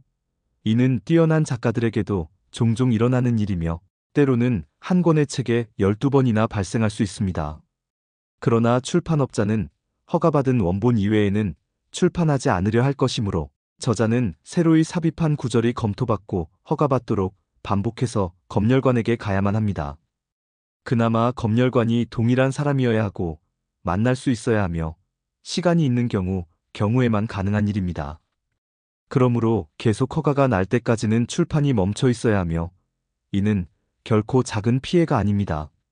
저자는 가장 정확한 생각을 잃고 책을 출판하게 되어 자신의 의도보다 못한 결과를 초래하게 됩니다. 이는 성실한 작가에게 가장 큰 슬픔과 고통이 아닐 수 없습니다. 그렇다면 누가 가르침의 생명인 권위를 가지고 가르칠 수 있을까요? 저자가 학자로서 책을 쓸 수 있을 때, 혹은 침묵하는 것이 더 나을 때, 그가 가르치고 전하는 모든 것이 아직 학습 상태에 있고 가부장적 검열자의 지도 아래 있어 그의 판단과 맞지 않는 것은 모두 지우거나 수정되어야 합니다. 모든 예민한 독자는 처음 본 허가증을 보고 이런 식으로 책을 멀리할 것입니다. 나는 이 교생을 싫어해. 감독의 손길 아래 있는 선생을 견딜 수 없다. 나는 그 검열관에 대해 아는 것이 없다. 그가 여기서 자신의 자만을 드러내고 있다는 것을 나는 알고 있다. 누가 나에게 그의 판단을 보증할 수 있습니까? 이에 대해 출판업자는 국가가 보증할 것입니다. 라고 답할 것입니다. 그러면 독자는 빠른 반론을 할 것입니다. 국가는 나를 통치하지만 내 비평가는 아닙니다. 검열관의 선택에서 오류가 발생할 수 있는 것은 이 검열관이 저자에게 오류를 범할 수 있는 것만큼 쉽게 발생할 수 있습니다. 이는 일반적인 이야기일 뿐이며 그는 프랜시스 베이컨이 말한 대로 그런 인가된 책들은 단지 당대의 언어일 뿐입니다. 비록 검열관이 평범 이상으로 판단력이 뛰어날 수 있다 하더라도 이는 다음 세대에 큰 위험이 될 것입니다. 그의 직위와 임무는 그가 이미 대중적으로 받아들여진 것만 통과시킬 것을 강요합니다. 더욱 개탄스러운 것은 고인이 된 저자의 작품, 비록 생전에 매우 유명하지 않았을지라도 그들의 수중에 들어가 허가를 받으려 할 때 책 속의 한 문장이 격정적인 순간에 표현되어 대담한 느낌이 든다면 이는 아마도 신이 지시한 것일 수도 있는데 비록 그 말을 한 자가 녹쓰라고 해도 그들의 노쇠한 기분에 맞지 않으면 그들은 그의 문장을 용서하지 않을 것입니다. 그 위대한 인물의 의도는 한순간의 기계적인 검열관의 두려움이나 오만함으로 영원히 사라질 것입니다. 최근에 이러한 폭력이 어떤 저자에게 가해졌는지, 어떤 중대한 책이 신뢰를 받기 위해 발행되었는지에 대한 예시를 들 수 있지만 더 적절한 시기가 올 때까지 자제하겠습니다. 그런데 만약 이러한 일들이 해결의 권한이 있는 이들에 의해 진지하고 시의적절하게 고려되지 않는다면 그러한 얼룩이 가장 훌륭한 책의 절정 문장을 지우고 가장 훌륭한 인물들의 유작을 망치는 기만의 권한을 가지게 된다면 불운한 사람들에게는 더 큰 슬픔이 될 것이고 그들이 불행할 것이라고 이해할 수 있을 것입니다. 이제는 아무도 배우는 데 관심을 두지 않거나 처세술 이상 더 많은 것을 아는데 관심을 두지 않을 것입니다. 왜냐하면 확실히 더 높은 차원의 문제에 대해 무지하고 게으르며 평범한 고집스런 바보가 되는 것이 가장 즐거운 삶이자 추구의 대상이 될 것이기 때문입니다. 그리고 이는 살아있는 모든 지식인을 향한 특별한 경시이며 죽은 자들의 저작물과 기념물에 대해 가장 해로운 일입니다. 나에게는 이것이 온 국가를 경시하고 비하하는 것으로 보입니다. 나는 잉글랜드에 있는 모든 창의성, 예술, 재치, 진지하고 견실한 판단력을 이렇게 간단히 처리할 수 있다고 생각하지 않습니다. 그것들이 아무리 우수해도 20명의 사람으로 이해할 수 있을 정도로 가볍다고 여길 수는 없습니다. 더구나 그것들이 감독관들 없이는 통과되지 않아야 하며 그들의 기계적 심사를 거치지 않으면 아무것도 할 수 없도록 해야 한다는 것은 말이 안 됩니다. 진리와 이해는 허가증과 법규, 기준으로 독점되거나 거래될 수 있는 상품이 아닙니다. 우리는 이 나라의 모든 지식을 독점된 일용품으로 만들고 우리의 비로드 천이나 양모 포대처럼 허가증을 붙이려고 생각해서는 안 됩니다. 우리 자신의 도끼와 낫을 날카롭게 갈 수 있는 것이 허용되지 않고 우리는 모든 방향에서 20명의 검열관 대장장이들에게 수리를 받아야만 하는 상황이라면 이는 마치 블레셋 사람들이 부과한 노예 상태와 무엇이 다르겠습니까? 누군가가 정직한 삶을 비방하는 잘못된 글을 쓰고 퍼뜨려 시람들이 존경하는 이성을 잃게 된다면 만약 그가 검열관의 검토하에 안전하게 읽히는 것 외에는 아무것도 쓰지 말라는 처벌을 받는다면 그것은 수치스러운 처벌로 간주될 것입니다. 그런데 전체 국민과 이와 같은 잘못을 저지르지 않은 사람들을 의심스럽고 불신하는 금지 아래 두는 것은 분명한 모욕이 아닐 수 없습니다. 특히 채무자와 범죄자들은 감시자 없이 돌아다닐 수 있지만 해롭지 않은 책들이 제목 아래에 눈에 보이는 간수 없이는 나갈 수 없다는 것이 더욱 그렇습니다. 대중에게도 이것은 치욕스러운 일입니다. 우리가 그들을 그렇게 질투하여 영어 팜플렛 하나도 믿지 못한다면 그들을 경박하고 사악하며 근거 없는 사람으로 비난하는 것과 다를 바 없습니다. 그들은 허가자의 파이프를 통해서만 무언가를 수용할 수 있는 신앙과 분별력이 약한 상태에 처해 있습니다. 이들이 그들을 걱정하거나 사랑하는 것이라고는 할 수 없으며 평신도가 가장 미움받고 경시되는 가톨릭 지역에서 사용되는 엄격함과 동일합니다. 단지 검열 위반을 한 번밖에 막지 못하므로 이는 지혜라고 할 수 없으며 마찬가지로 검열도 지혜라고 할 수 없습니다. 검열이 막으려는 부패는 닫을 수 없는 다른 문으로 더 빨리 침입하기 때문입니다. 결론적으로 검열은 우리의 목회자들의 불명예에 반영됩니다. 우리는 그들의 노력에 대해 더 나은 희망을 가져야 하며 그들이 가르친 것에 대해 그들의 양떼가 더 나은 것을 얻어야 합니다. 이러한 복음의 빛과 지속적인 설교가 있음에도 불구하고 그들이 여전히 원칙도 교육도 없는 일반 대중에게 휘둘리는 상황을 바라보게 됩니다. 이는 목회자들에게 많은 이유로 낙담하게 할 수 있습니다. 그들의 모든 격려와 청중들에게 유익한 혜택이 그렇게 낮게 평가된다면 그들이 검열관 없이 3쪽짜리 문서라도 출판하지 못할 것이라고 여겨지는 것은 문제가 됩니다. 이렇게 많은 설교와 강의가 발행되고 방대한 양이 유통되었음에도 불구하고 단 한 권의 안내서도 세인트 안젤로 성벽 없이는 충분히 방어할 수 없을 것입니다. 상하원 위원 여러분, 여러분의 이런 법령에 대한 학자들의 낙담을 논하는 것이 단순한 허세가 아니라고 누군가가 여러분을 설득할지도 모르지만 내가 다른 나라에서 목격한 것을 이야기할 수 있습니다. 그곳의 학자들 사이에 앉아 있었던 나는 그들이 잉글랜드를 철학적 자유가 있는 나라로 보고 이러한 나라에서 내가 태어난 것을 행복하게 여겼습니다. 그들은 학문이 비참한 상태에 빠져 있다는 것을 탄식했습니다. 이는 이탈리아의 지성의 영광을 침체시켰고 그곳에서는 수년 동안 아무것도 저술된 것이 없었습니다. 내가 방문한 유명한 갈릴레오 또한 프란치스코회와 도미니크회 검열관들과 다르게 천문학에 관해 생각했다는 이유로 종교재판의 죄수가 되어 있었습니다. 그때 비록 잉글랜드가 감독제도의 압박에 시달리고 있었지만 다른 나라들이 잉글랜드의 자유를 그렇게 믿고 있다는 것에 대해 행복한 미래를 예상했습니다. 그러나 그때 잉글랜드에서 그러한 해방의 지도자가 나타나리라고는 생각도 하지 못했습니다. 그 일은 한번 시작된 후 다른 나라의 학자들이 종교재판에 대해 반발하는 불만의 목소리와 같은 것을 잉글랜드에서도 의회 때 누군가 출판허가제에 대해 말하는 것을 들으리라고는 상상도 하지 않았습니다. 내가 그러한 불만의 동반자가 되었다고 밝히면 정직한 재무관으로서 시칠리아 사람들의 사랑을 받던 자가 베레스에 반대하는 연설을 할 때 시칠리아인들의 간청 때문에 한 것이 아닌 듯이 여러분을 칭송하며 존경하는 많은 사람 사이에서 나의 견해가 간청과 설득 때문에 부담을 느껴서 나온 것은 아니라고 말할 수 있습니다. 나는 절망하지 않고 정당한 이성이 나의 마음속에 학문에 대한 부당한 속박을 제거하도록 끌어들이는 것을 종합적으로 생각할 것입니다.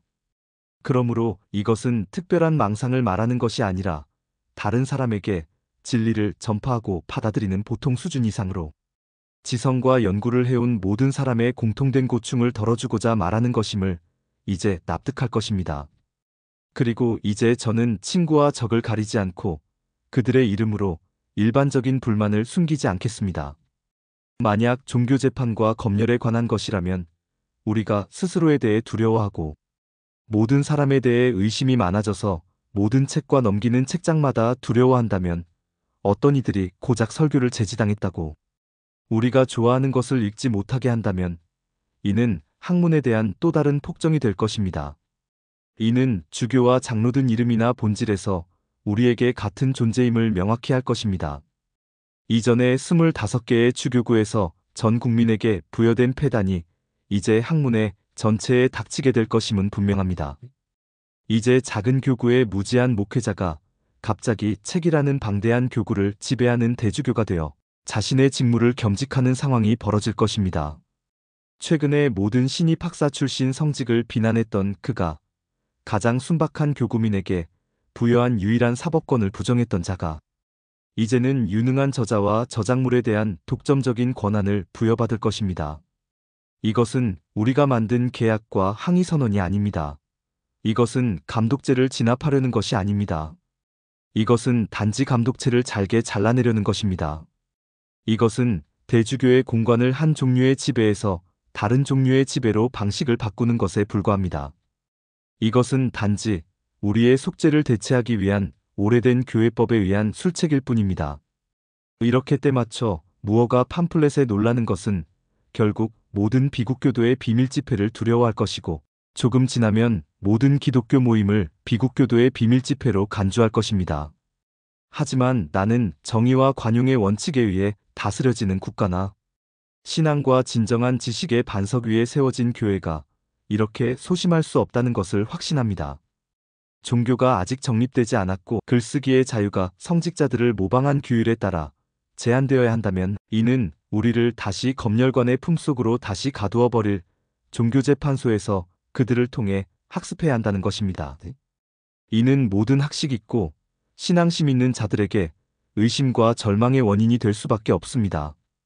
이들은 이런 정략적 취지의 교활함을 알아차리고 누가 계략을 쓰는지를 분간하지 않을 수 없을 것이며 또한 주교들을 주저앉히는 동안 모든 출판은 자유로워질 것이고 그것은 의회에서 인정받는 국민의 생득권이며 특권이고 빛의 발산입니다.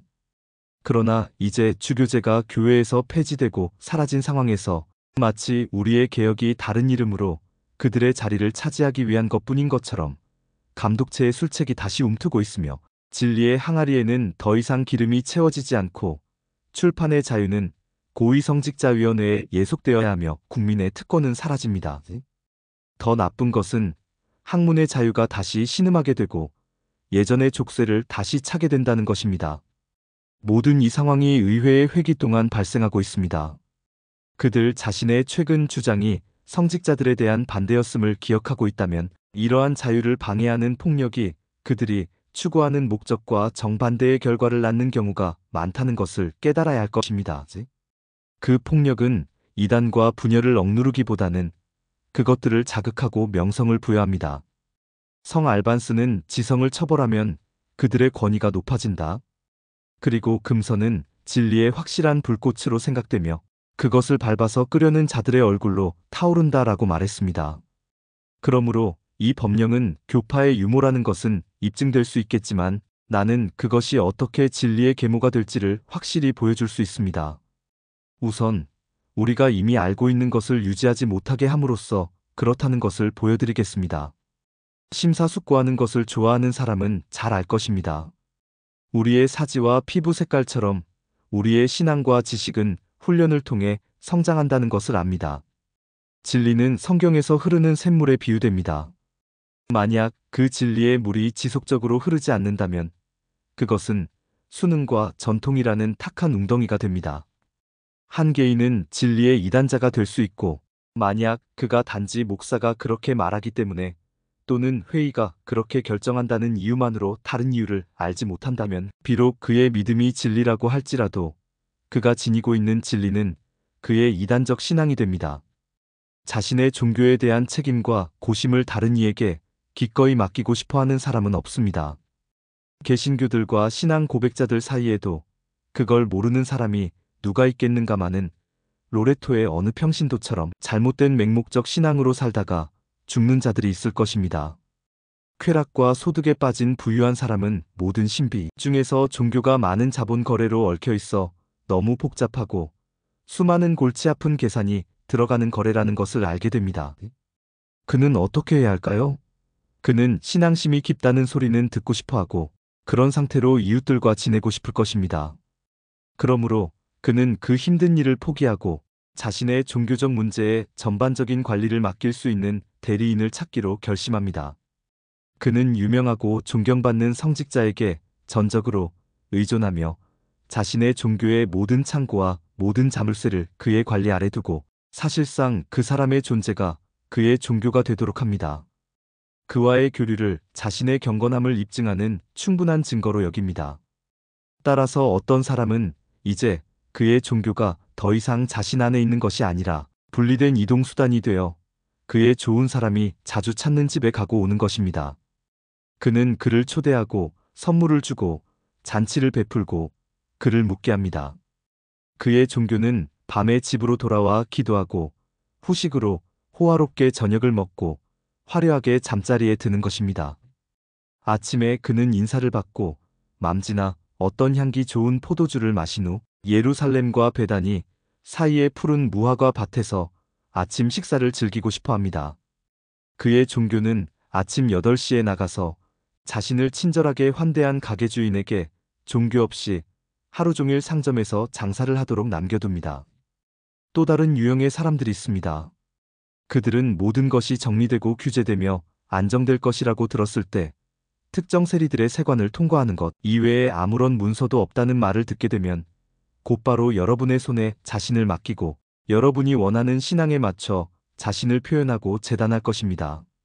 그들에게는 즐거움이 있고 오락과 유쾌한 오락이 있어서 해가 떠서 해가 지는 동안 그들을 즐겁게 하고 지루한 해를 즐거운 꿈처럼 흔들 수 있습니다.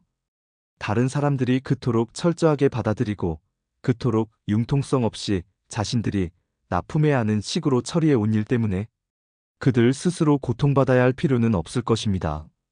이러한 것들은 우리가 아는 무딘 평안과 중단이 국민 가운데서 생겨날 열매들입니다. 만약 이러한 복종적인 합의가 얼마나 바람직하며 멋진 수능일까요? 틀림없이 추운 1월의 얼음처럼 단단하고 견고한 체제가 될 것입니다. 또한 성직자들 사이에서도 결과는 그리 좋지 않을 것입니다. 교구 담당 성직자가 보상을 받고 두툼한 성직에서 평온한 삶을 누리는 얘기는 전에 결코 들어보지 못한 새로운 얘기가 아닙니다. 그는 영어로 된 성서 및 참고자료를 한 차례 뒤적여보고 싶어질 것이며 어떤 공통된 교리적 논제들을 한번 둘러보고 형식을 변형하거나 다양하게 조립하거나 해체함으로써 조그만 저작 기술을 발휘하고 2시간 정도의 명상만 하면 이로써 설교 의무를 할 준비가 되었다고 여길 것인데 이는 말도 안 됩니다. 어려운 주제가 아닌 모든 성경 본문에 대한 준비된 설교 자료가 산더미처럼 쌓여있는 상황에서 런던의 상사인 토마스 교회 부속실과 성 마틴, 성휴 교회가 그들의 거룩한 영역 내에서 그 자료보다 더 많은 판매 가능한 상품을 준비해 두지는 않았습니다. 그리하여 이러한 풍부한 자료들로 그의 재고를 쉽게 보충할 수 있어서 그는 강단에서의 설교 자료 공급 부족을 염려할 필요가 없습니다. 그러나 그의 후방과 측면을 울타리로 보호하지 않으면 만약 검열관이 그의 뒷문을 보호하지 않고 가끔은 대담한 책이 나와 그의 오래된 소장 서적들을 공격할 수도 있다면 그럴 경우 그는 근심거리가 생기고 경계를 유지하며 자신의 의견을 지키기 위해 경비를 세워야 하고 동료 감독자들과 함께 순찰해야 할 것입니다. 그러지 않으면 그의 양떼 중 누군가가 유혹당할 위험이 있으며 그들은 더 나은 교육을 받고 훈련받을 것입니다. 그리고 근면해야 한다는 것이 두려워진 우리가 검열하는 교회의 나태를 즐기는 것을 하나님은 허용하지 않으십니다. 만일 우리가 올바른 길에 있다고 확신하고 양심의 가책을 느끼면서 진리를 주장하지 않는다면 그 진리는 오지 않을 것이고 만일 우리 자신이 자신의 가르침이 불충분하고 경솔함을 비난하지 않는다면 우리가 아는 바로는 우리가 아는 것을 우리에게 가르쳐준 그들의 양심만큼 양심적이고 유식한 사람이 공개적인 저술을 통해 그가 무엇을 생각하는지 그의 이유가 무엇인지 그리고 현재 가르치고 있는 것들이 왜 건전하지 못한지를 세상에 출판하는 것보다 더 공정한 것이 무엇이겠습니까? 그리스도는 자신을 정당화하는 방편으로 자신이 공개적으로 설교했음을 역설하였습니다. 저술 또한 설교보다 더 공개적이고 필요하다면 반박하기도 더 쉽습니다. 진리의 수호자가 되는 것이 자기 자신의 일이며 신앙 고백인 수많은 사람이 있기 때문입니다. 그들이 이를 무시하면 그들의 게으름이나 무능력 외에 무엇을 비난할 수 있겠습니까? 이러한 허가 과정 때문에 우리가 안다고 여기는 것을 정확하게 알고자 하는 과정에서 얼마나 많은 방해를 받고 연약해집니다.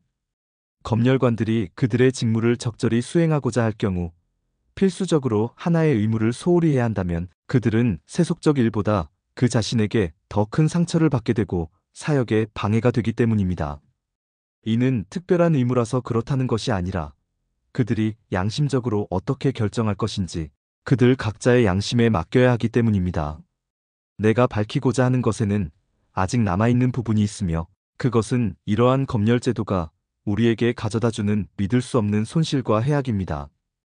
이는 저기 바다에서 모든 항구와 항구 및 후미를 막는 것보다 더 큰 손해를 끼칩니다.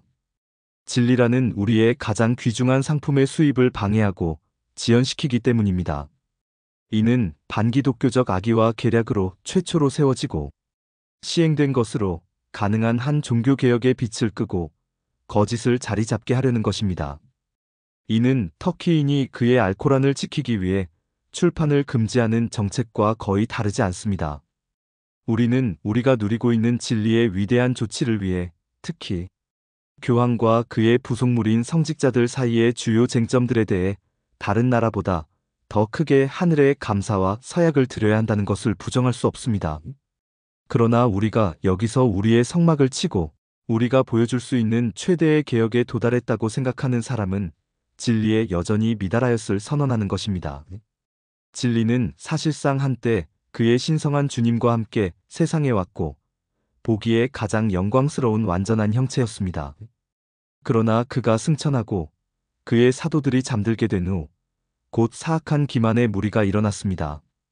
그들은 이집트의 티폰과 그의 공모자들이 선한 오시리스를 다루었던 이야기처럼 순결한 진리를 잡아 그녀의 사랑스러운 형상을 산산조각 내어 바람에 흩뿌렸습니다. 그 이후로 진리의 슬픈 친구들은 나올 수 있는 용기를 내어 오시리스의 상처 입은 몸을 찾기 위해 이시스가 했던 주의 깊은 탐색을 모방하며 조각조각 주워 다녔습니다. 상하원 의원 여러분, 우리는 아직 모든 조각을 찾지 못했으며 주님이 다시 오실 때까지 그럴지도 모르겠습니다. 그는 모든 접합부와 부위를 모아 아름다움과 완벽함의 영원한 형체를 만들어줄 것입니다. 이러한 검열에 의한 조치들이 기회를 막고 계속해서 순교한 성인의 상처, 입은 몸을 찾아 그 장례식을 거행하게 하는 사람들을 방해하지 않도록 하십시오. 우리는 우리의 빛을 자랑스러워하지만 만약 우리가 태양 자체를 현명하게 바라보지 않는다면 그 빛은 우리를 어둠 속에 빠지게 합니다. 종종 빛이 약해지는 행성들이며 해와 함께 떠오르고 지는 저 별들을 누가 분별할 수 있는가요? 그러기 위해서는 그들의 궤도가 서로 반대인 궤적을 보여주어야 합니다. 우리가 얻은 빛은 단순히 응시하기 위해 주어진 것이 아니라 그 빛을 통해 더 멀리 있는 것들을 발견하기 위한 것입니다. 사제의 성복을 벗기고 주교를 면직시키는 것이 아니라 장로의 어깨에서 성직을 떼어내는 것이 아닙니다. 만일 교회 내부에서 그리고 경제적, 정치적 모든 삶의 통치에서 개선되지 않는다면 그것은 츠빙글리와 칼뱅이 우리에게 비춰준 그 광채를 우리가 너무 오래 보고 있었기에 완전히 눈이 멀어버렸기 때문입니다. 분파와 교파에 대해 지속적으로 불평하는 이들은 자신의 오만과 무지로 인해 분열을 초래하며 겸손하게 듣거나 설득할 수 있는 능력이 없습니다. 그들은 자신의 교리서에 맞지 않는 모든 것을 억제하고자 합니다. 진리의 조각난 몸체 조각들을 결합하고 재결합하는 것을 허락하지 않는 이들이야말로 통합을 해치는 자들입니다. 우리가 아는 것에서 모르는 것을 찾아내고 진리를 결합해 나가는 것이 신학과 수학 모두에서 황금률이며 교회에서 조화를 이루는 가장 좋은 방법입니다. 그것은 차갑고 중립적이며 내적으로 분리된 정신들의 강요된 외적인 연합이 아닙니다. 잉글랜드의 상하원 의원 여러분, 여러분이 속해 있고 다스리는 국가는 어떤 곳인지 생각해 보십시오. 그것은 게으르고 느린 나라가 아니라 창의적이고 예리한 정신을 가진 나라입니다. 발명에 예리하고 담론에 명석하고 힘차며 최고의 인간 능력이 솟아오를 수 있는 지점에 미달되지 않는 나라입니다. 그러므로 가장 깊은 영역까지 들어가는 학문 연구가 우리 가운데 그토록 오래 지속되었고 탁월했기 때문에 훌륭한 문화유산과 유능한 판단력을 지닌 저술가들은 피타고라스, 학파나 페르시아의 지혜조차도 이 섬나라에서 시작되었다고 믿는 것입니다.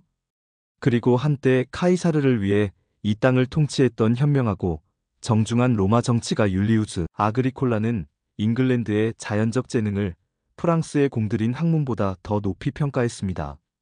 엄숙하고 성실한 트란실바니아 사람들이 매년 러시아의 산악 변경 지역이나 헤르키니아 황야 너머로부터 우리 언어와 신학을 배우기 위해 젊은이들이 아니라 신중한 중년의 남성들을 보냅니다.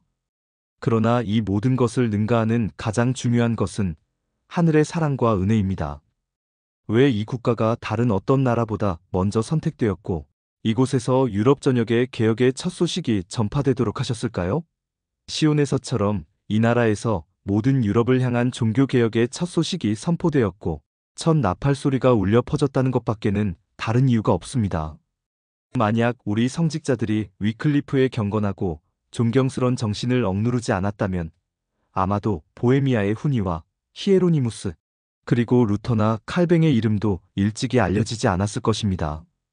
우리의 모든 이웃나라들을 개혁시키는 영광이 우리의 것이 되었을 것입니다. 이제 우리의 완고한 성직자들은 강압적으로 행동하여 하나님께서 우리를 가르치고자 했던 자들 중에서 우리가 가장 뒤떨어진 학습자가 되었습니다. 원래 하나님은 우리를 그들의 스승으로 만들어주고자 했던 것입니다.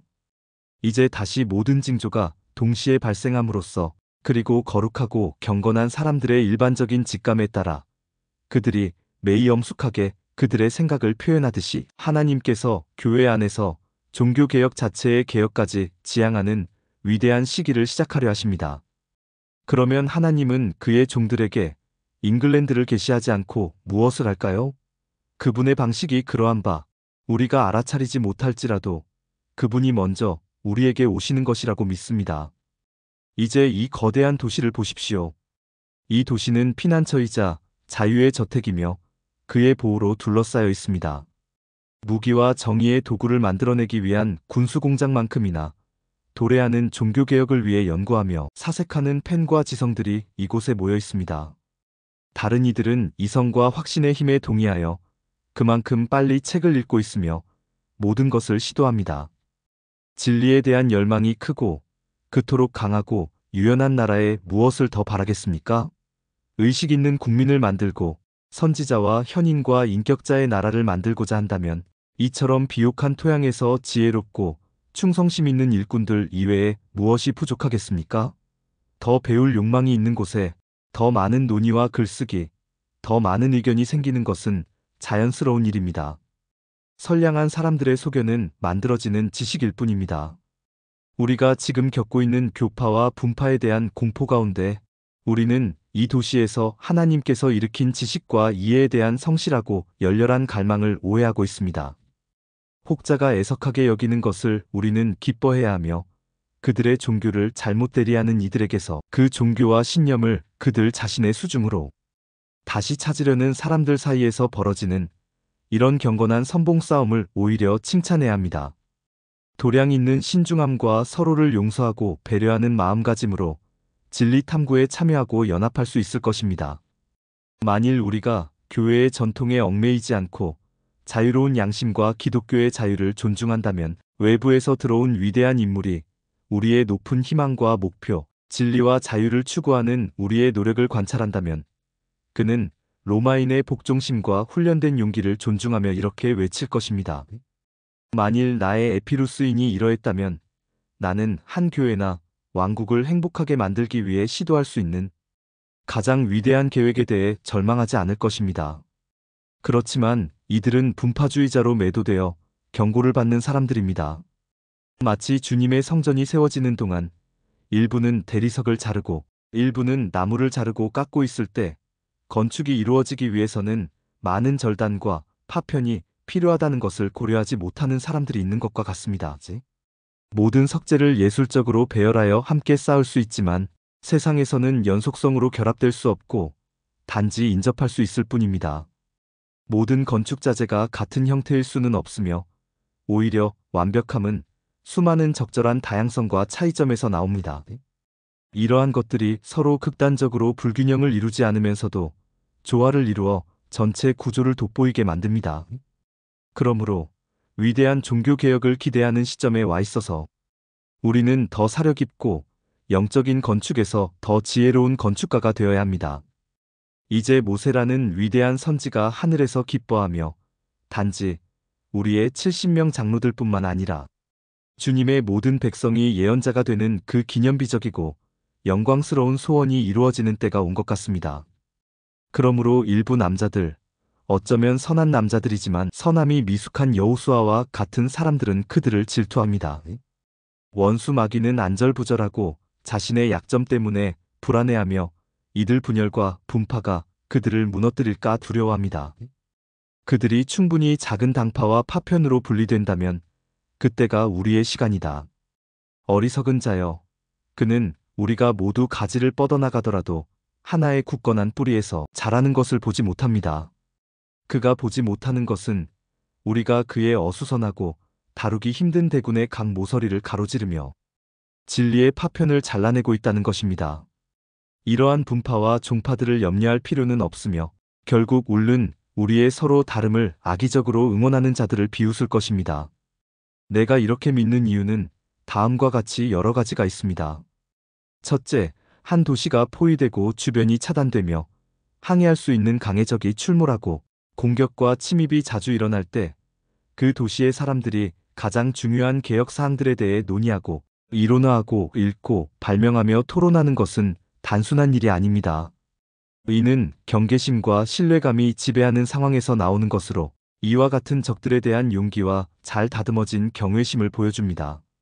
상하원 이웃 여러분, 이는 마치 한니발이 로마를 포위하고 있었을 때 그 도시 안의 위대한 영혼들이 한니발의 군대가 주둔했던 땅을 비싼 값에 구입한 것과 같습니다. 둘째, 이는 우리의 행복한 성공과 승리의 생생한 예감입니다.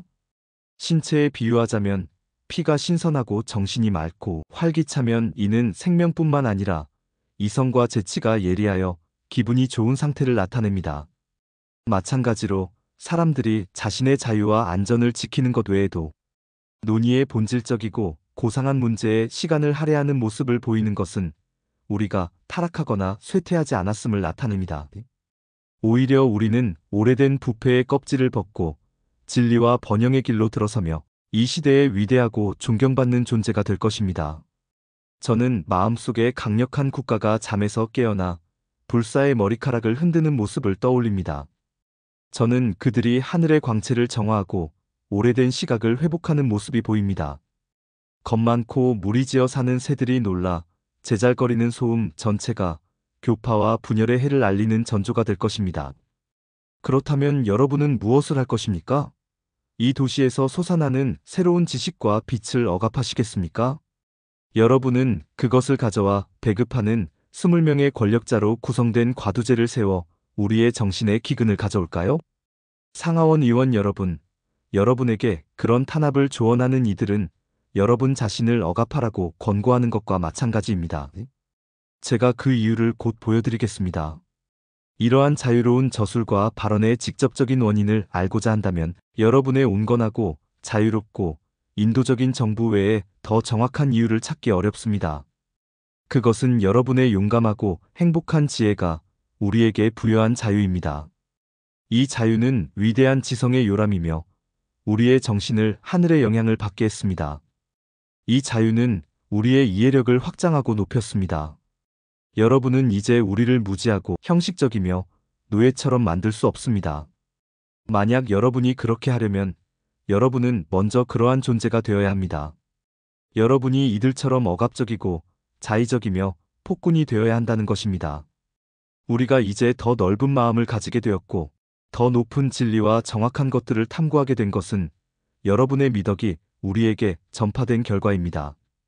여러분은 그것을 억압할 수 없습니다.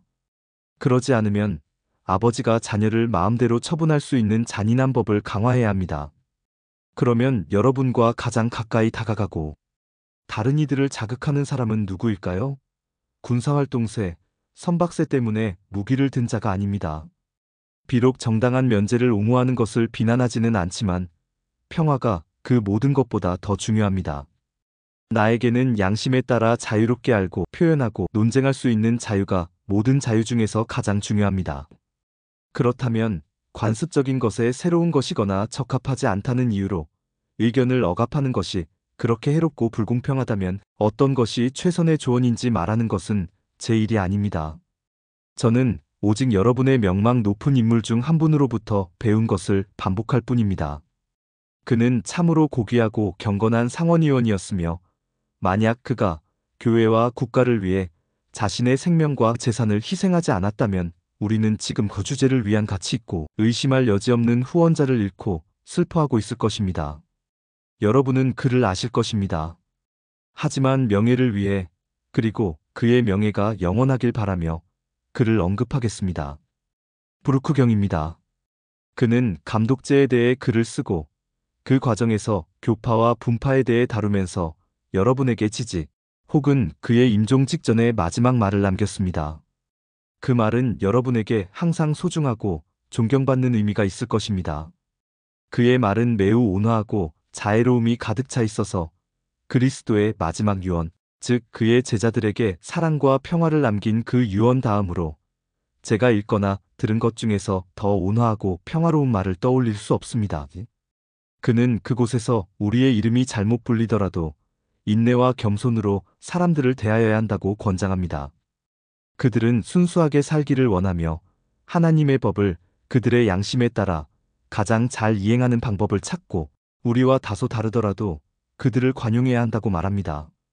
그 책 자체가 더 자세히 설명해 줄 것이며 세상에 발표되고 의회에 헌정된 바가 있습니다. 그 책은 그의 생과 죽음으로 인해 남겨진 조언이 읽히지 않고 방치될 수는 없을 것입니다. 그리고 이제 특별한 시기입니다. 현재 논의되고 있는 문제들을 더 깊이 논의할 수 있도록 글을 쓰고 말할 때입니다. 이제 논쟁하는 두 얼굴을 가진 야뉴스의 성전이 무의미하게 열려있지 않을 것입니다. 모든 교리의 모든 바람이 지구를 휘젓게 허락되더라도 진리가 들판에 있다 해도 검열과 금지로는 우리가 진리의 힘을 부당하게 의심하게 됩니다. 진리와 허위가 맞붙어 싸우게 하십시오. 자유롭고 공개적인 대결에서 진리가 패배하는 것을 본 자는 없습니다. 진리와 논박이야말로 가장 좋고 확실한 억제입니다. 만약 여러분이 우리에게 빛과 더 명확한 지식이 내려오기를 기도하는 것을 듣는다면 여러분은 이미 우리 손에 짜맞추어진 제네바의 규율 이상으로 규정될 다른 문제들을 생각할 것입니다. 그러나 우리가 간청하는 새로운 빛이 우리에게 비추어질 때 그것이 그들의 창문을 통해 처음 들어오지 않으면 시기하고 반대하는 이들이 있습니다. 현인이 우리에게 보물처럼 지혜를 구하도록 권장하거니와 또 우리가 법령에 따르지 않고는 아무것도 알지 못하게 강요하게 될 또 다른 명령이 있다면 얼마나 모순된 일입니까?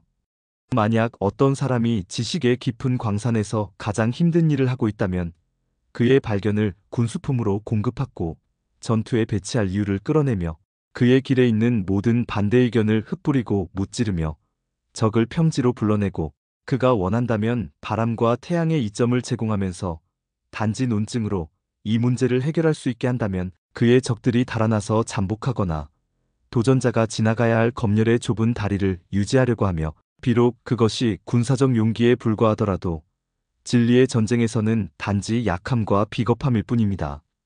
진리는 전능자의 다음으로 강력하다는 것을 모를 사람은 없습니다. 진리는 승리를 거두기 위해 정책이나 전략 혹은 검열이 필요하지 않습니다. 그것들은 실책이 진리의 힘에 맞서 사용하는 수단과 방어입니다. 그녀에게 공간을 주고 그녀가 자고 있을 때 묵지 마십시오. 그러면 그녀는 늙은 프로테우스처럼 진실을 말하지 않습니다. 그는 붙잡히고 묶였을 때만 오라클을 말했지만 오히려 그녀는 자신의 모습이 아닌 다른 형태로 변하며 아마도 시간에 따라 목소리를 조정할 것입니다. 미가가 아합 앞에서 그랬던 것처럼 자신의 모습으로 돌아갈 때까지 그렇게 합니다. 그렇지 않고는 진리가 하나 이상의 모양을 가질 수 있다는 것이 불가능한 것은 아닙니다. 그러면서 진리가 자신의 모습과 다르지 않으면서도 이 편에 있거나 저 편에 있을 수 있는 것입니다. 십자가에 못 박은 법조문으로 쓴 증서를 철폐한 것이 허망한 그림자가 아니고 무엇일까요? 바울이 자주 자랑하는 그 기독교적 자유는 어떤 대단한 것입니까? 그의 교리는 음식을 먹거나 먹지 않거나 어떤 날을 존중하거나 존중하지 않더라도 주님을 위해 둘 다 할 수 있다는 것입니다. 우리가 사랑만 있으면, 그리고 서로를 판단하는 것이 우리의 위선의 주요 보루가 아니라면 얼마나 많은 다른 것들이 평화 속에서 관용될 수 있을까요? 그렇지만 나는 여전히 이 외적인 일치의 철제 멍에가 우리의 목에 노예의 흔적을 남겼다고 두려워합니다. 성복의 품위를 지키라는 유령이 여전히 우리를 따라다닐 것입니다. 우리는 한 가시적인 지폐가 다른 지폐 사이에 최소한의 분리만 있어도 비록 그것이 근본적인 것과 무관하더라도 흔들리고 초조해집니다. 우리가 진리의 예속된 일부를 억누르려는 우리의 뒤처짐을 통하여, 그리고 관습의 소나기에서 진리의 조각을 회복하려는 의도가 뒤처지는 상황에서 우리는 진리를 진리와 분리된 채로 두는 것을 개의치 않으며, 그것이 가장 가혹한 분열이며 해체입니다. 우리는 여전히 모든 수단으로 강직한 외적 형식을 추구하는 한편, 비록 우리는 사소한 분파로 인해 심각하게 타락할 위험이 있는 교회의 경직된 형식주의로 다시 빠질 수 있다는 사실을 보지 못합니다. 나는 모든 가벼운 분리를 잘 생각하지 않거나 교회 내의 모든 것이 금과 은, 보석으로 기대될 수 있다고 생각하지 않습니다. 사람은 밀과 가라지를, 좋은 물고기를 다른 어린 물고기와 분리할 수 없습니다. 그것은 말세의 천사들의 사역이 되어야 합니다. 그러나 모두가 같은 마음을 가질 수 없다면 누가 그럴 것이라고 기대하겠습니까? 틀림없이 많은 것을 관용하는 것이 모두를 강제하는 것보다 더 건강하고 더 신중하며 더 기독교적입니다. 나는 가톨릭과 공개적인 미신이 용납되어야 한다고 말하는 것이 아닙니다. 그것은 모든 종교와 시민적 우위를 뿌리 뽑는 것이므로 약한 자와 잘못된 길을 간 사람을 회복하고 얻기 위한 관대하고 동정적인 수단이 먼저 사용되는 것을 조건으로 뿌리 뽑혀야 합니다. 신앙이나 도덕에 반하는 불경스러운 것 또는 악한 것은 결코 허용할 수 없습니다. 그러나 저는 이웃의 차이점 또는 오히려 중립적인 것들에 대해 이야기하는 것이며, 이는 어떤 교리나 규율의 한 지점에서 나타날 수 있으며 비록 여러 가지가 될 수 있지만 우리 사이에서 평화의 유대를 찾을 수 있다면 영혼의 연합을 방해할 필요는 없습니다. 한편으로 만약 누군가가 글을 쓰고 느리게 진행되는 종교개혁을 돕고자 한다면, 진리가 다른 이들보다 먼저 그에게 말을 걸었거나 적어도 그렇게 보였다면 누가 우리를 이렇게 비겁하게 만들었는지, 그가 그렇게 가치 있는 일을 하기 위해 허가를 요청하도록 그를 괴롭히는가요? 우리는 이것을 고려하지 않습니까? 금지가 된다면 금지될 가능성이 가장 큰 것은 진리 그 자체라는 것을, 진리가 처음 우리 눈앞에 나타날 때 편견과 관습으로 흐릿하고 흐려져 더 많은 실수보다 더 보기 흉하고 불쾌할 때가 많습니다. 이는 많은 위대한 사람들에게서 경시되고 경멸받는 모습과 같습니다. 그들은 우리가 새로운 의견에 대해 허망하게 무엇을 말하는지, 그들이 좋아하는 사람만 들어서는 안 된다는 그들의 의견이 모든 다른 의견 중에서 가장 나쁘고 새로운 의견이라는 것을 알지 못합니다. 그것은 교파와 분열이 만연하게 하는 주된 원인이며, 진정한 지식이 우리에게서 멀어지게 합니다. 그 외에도 더 큰 위험이 있습니다. 하나님께서 왕국을 강력하고 건강한 소동으로 흔들어 일반적인 개혁을 이루실 때 많은 이단자와 거짓 교사들이 유혹에 빠져 가장 바쁘게 돌아다니는 것이 사실이지만, 하나님께서 그때 자신의 일을 위해 드문 능력과 비범한 노력의 사람들을 일으키신다는 것이 더 진리입니다. 그들은 단순히 이전에 가르친 것을 돌아보고 수정하는 것이 아니라 진리 발견에 있어 새로운 깨달음을 얻고 나아가기를 원합니다. 이는 하나님의 교회를 밝히는 질서로 우리의 세속적인 눈이 가장 잘 지탱할 수 있도록 단계적으로 그의 빛을 분배하고 나누는 방식입니다. 하나님께서는 그의 선택된 자들이 처음으로 말하는 장소와 출처에 제한을 두지 않으십니다. 그분은 사람처럼 보지 않으시고 사람처럼 선택하지 않으십니다. 그렇지 않으면 우리가 다시 고정된 장소, 모임, 외적인 소명에 자신을 헌신하게 됩니다. 우리는 한때 오래된 소집회에 믿음을 두고 또 다른 한때는 웨스트민스터 예배당에 믿음을 두게 됩니다. 그곳에서 공인된 모든 믿음과 종교는 명백한 확신과 인내의 자애로운 교육 없이는 충분하지 않으며, 영을 따라 걷고자 하는 가장 미미한 기독교인을 세우기 위해 필요한 것이 아닙니다. 심지어 거기에서 해리 7세가 그의 모든 봉인된 무덤 주위에 있으며 죽은 자들로부터 목소리를 빌리더라도 그들의 수를 늘리는 것은 불가능합니다. 그리고 만일 주도적인 종파 분리자로 보이는 자들이 잘못이라면 우리가 그들에게 부드럽게 대하고 부드럽게 해산시키고 그들과 충분히 토론하고 철저히 검토하거늘 우리가 그러지 못하도록 만류하는 것이 있다면 그것은 우리의 나태함, 자기의지, 그리고 올바른 원인에 대한 불신이 아니고 무엇이겠습니까? 만일 그들 자신을 위한 것이 아니라 우리의 이익을 위해서라면 그렇다는 말씀입니다. 학문을 맛본 사람은 용인된 진부한 방법에 만족하지 않고 새로운 주제를 세상에 내놓을 수 있는 많은 이들로부터 이익을 얻는 여러 방법을 인정할 것입니다. 그들이 우리의 발 아래 먼지와 재와 같다면 그들이 진리의 무기고를 다듬고 밝게 하는데 여전히 기여할 수 있다면 그들을 완전히 버리지 말아야 합니다. 그러나 만약 그들이 하나님께서 이 시대를 위해 특별히 준비한 사람들 중 하나라면 그러한 사람들은 아마도 제사장이나 바리새인들 중에 있지 않을 것입니다.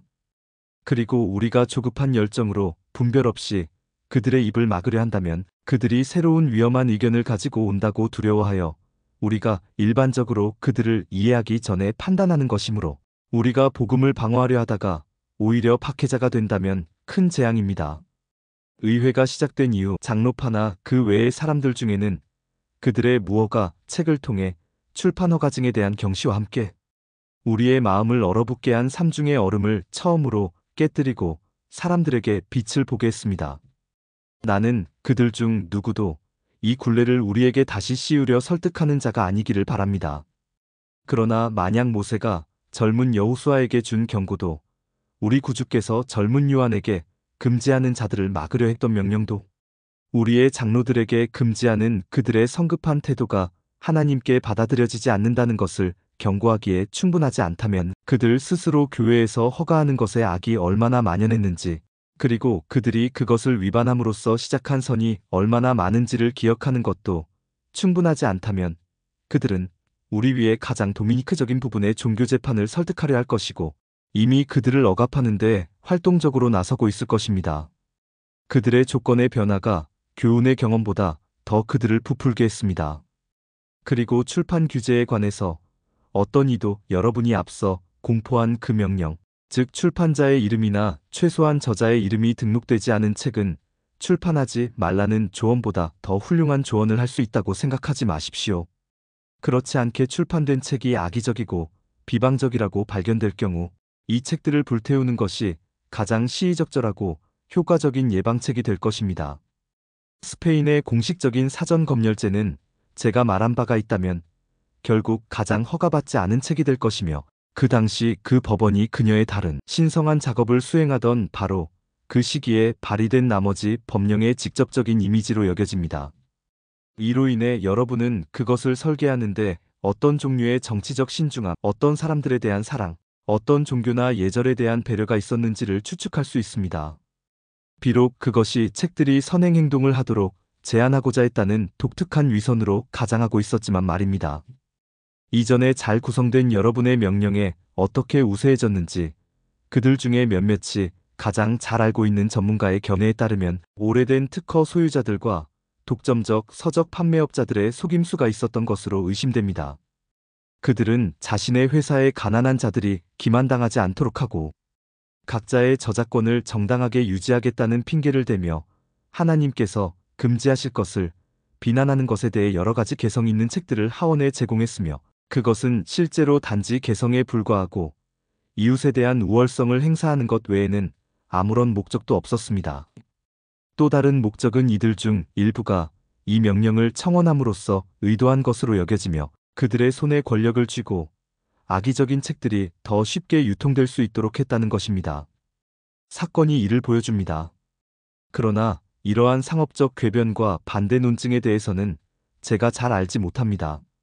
제가 아는 것은 좋은 정부와 나쁜 정부에서의 실수가 거의 동등하게 발생한다는 것입니다.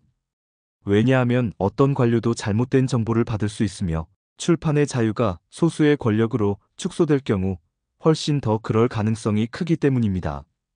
하지만 기꺼이 신속하게 실수를 바로잡고 평범한 선전을 가장 높은 권위를 지니고 더 높게 평가하는 것은 다른 이들이 고가의 뇌물을 평가한 것보다 더 중시하는 것은 귀하의 최고의 행동에 상응하는 고결한 행위에 합당한 미덕이며 오직 가장 위대하고 현명한 사람만이 참여할 수 있는 것입니다.